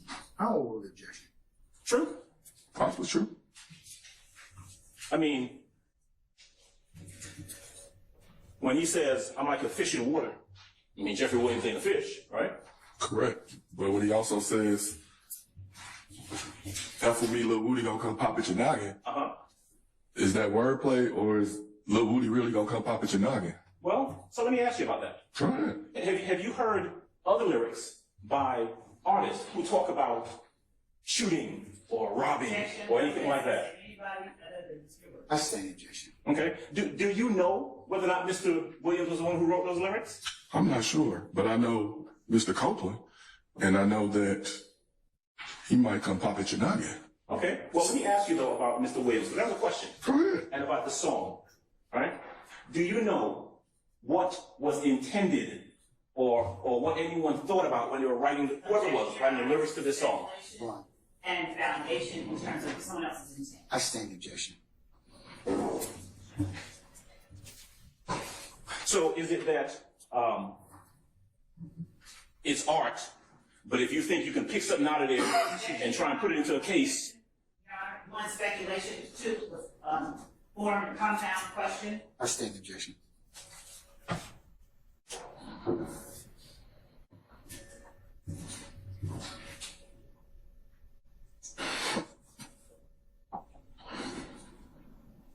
So, if I heard you correctly, you don't know when the video was produced, and you don't know when it was aired. True? I stand objection. All right. Let me ask you about another thing that the state put up in one of their exhibits. Let's go to Exhibit 115E. And actually, before we go there, let me ask you a question. You're familiar with the fact that Mr. Williams spent some time or grew up in the Cleveland Avenue area. Is that correct? I'm aware, yes. And you know that there are a lot of folks in that area who know each other. True? True. Right. I mean, you talked earlier about the association between Troncavius Stevens, and you mentioned some other names, right? Yes. And would you find it odd for an individual who grew up with some folks to put him in a music video of his? Objection, Your Honor. Relevance and speculation. I stand objection. Are you the one who got this picture? I believe I am. Yes? I'm not for certain. Okay. November 6, 2020. Do you know is that the date that this picture was posted, or was that picture taken some other time? I believe that's the day that it was posted. Okay. And how do you know that? Because that's the date that's on the picture. Okay. You don't know whether it was reposted or not? I don't know that, sir. So when it says up there, and I'm pointing to the verbiage at the top on the right, 62W, that's 62 weeks, right? Mm-hmm. That refers to the amount of time or how long ago that image was posted. Is that right? That's possible, yes. All right, 62 weeks. So would that mean that it was posted 62 weeks before November 6th, 2020? I stand objection. Do you know? I don't know, sir. I stand objection. Okay. Death before dishonor is a phrase that the prosecutor made sure she asked you about a little bit earlier, right? Yes, sir. And I think your response to that was, it means, quote, not to snitch, right? Correct. Death before dishonor is also a widely used term, kind of like the unofficial motto of the Marines, isn't it? I wasn't a Marine, so I don't know. Okay. So you don't know whether that term is used in other contexts as well? I don't. Okay. Don't know whether it originated with samurai way back when? I do not. Okay. I specialize in gangs. Right. And in gang culture, it means to remain silent. Does it? To have death before dishonor. Does it? In my expertise, yes. Okay. And so you're an expert, or in your expertise, but you've never heard the phrase used in any other context before? I'll sustain the objection. Maybe not Mr. Hansford yet. You only know of it in one context? The context that I know it as is to remain silent and not to snitch. That wasn't my question. I don't know it in any other context. Never heard it in any other context before. Relevance, objection, ask and answer. I stand objection.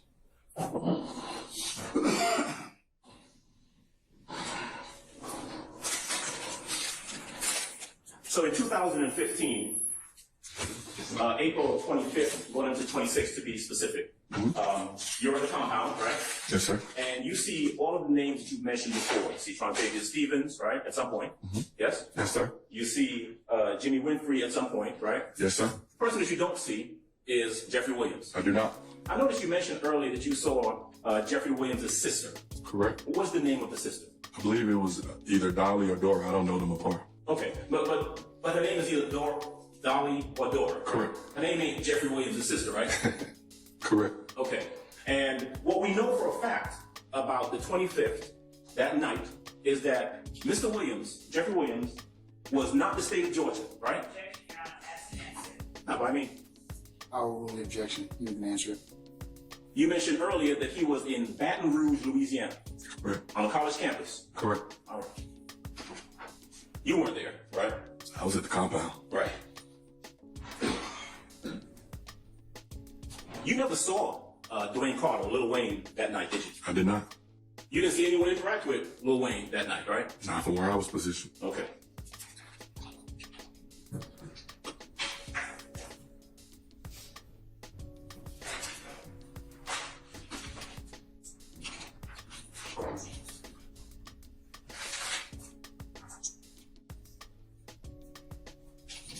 All right. You were asked a number of questions about a quote-unquote timeline, the things behind you, right? Yes, sir. Okay, so I want to ask you some questions about that. And I want to get your assistance if I can. Now, this, what the state's labeled as a timeline is some incidents that you've referenced in your investigation, right? Correct. And just to be clear, when a lot of times during your testimony, you said, we did this or we did that. Correct. And that's because there were other individuals involved in these investigations, right? Correct. So a lot of the ones that you talked about, you didn't actually go out and speak to folks. This is stuff that other people, other investigators knew and told to you. In some instances, yes. Okay. Now, the timeline, the state's timeline starts in January of 2015, right? Correct. Now, and this timeline is what you would refer to as, this conflict back and forth between what you said was YSL and If Gang, right? Yes, sir. But in fact, as you started looking at this, your determination was that this back and forth between them began before January of 2015, right? That's correct. In fact, it would go back as far as September, October of 2014. That's correct. There were conflicts between these individuals, these two entities that you referenced as gangs, as early as September, October 2014. That's correct. November 2014. That's correct. Incidents in December 2014. Correct. Right? And so this timeline really doesn't capture the entirety of your investigation of this conflict, does it? It does not. Okay. But that's where the state started, right? Objection, Your Honor, as to one, relevance of what state statute 2 is not being involved. A review of government audits and court records over the last 20 years uncovered instances in 23 states across the U.S., plus Puerto Rico and Washington, D.C., for a total of more than 50 cases. And people who were supposed to protect and serve were selling these high-powered guns and making a steep profit. He went looking for these jail calls. He did all this work because he wanted to find something on this person versus this is just how he treats an unindicted case. And I would like to, of course, present more case law on bolstering, as the court said that we could in the morning to argue the point. Your Honor, can I just invite the court to observe that to the extent that the court has been listening to the cross-examination and how we've been not presenting our case, it's not our case. Right. Our defense is that any challenges to the credibility of the investigation or the investigators has always been in the context of this case. Right? It's been challenging what was done in this case or what was not done in this case. And so we've been narrowly focused on defending the allegations and the investigation of what we thought were improper investigations or targeting wrong people or targeting certain people. So I think that's relevant. And what Mr. Sprinkel did in investigating this case, assisting the police in this case, sure, that may, like Mr. Steele said, may or may not be relevant. Right? But for him, again, and I don't want to repeat everything that's been said already, but to have him go on and talk about, well, you know, in this case, hypothetically, I may do this because this is why, and you know, for him to go into explaining about the secure system and, you know, this is what inmates do when they get to the jail when they're down in booking versus elsewhere, all of that is really not necessary for the jury's consideration. It's just not relevant. And for him to talk about other cases really would be improper bolstering. He's bolstering himself. He's bolstering either the work of the DA's office or investigators, and that's just not proper, unless he's talking about what was done in this case. All right, yes, thank you. I will keep all of that in mind. All right, I will see y'all at, I mean, do we even think 8:45 is going to give us enough time? Let's meet at 8:30 in the morning, because I just can't get enough of all of you. All right, see y'all at 8:30. Y'all have a good evening. I denied your motion, but I'll certainly take that under advisement, sir.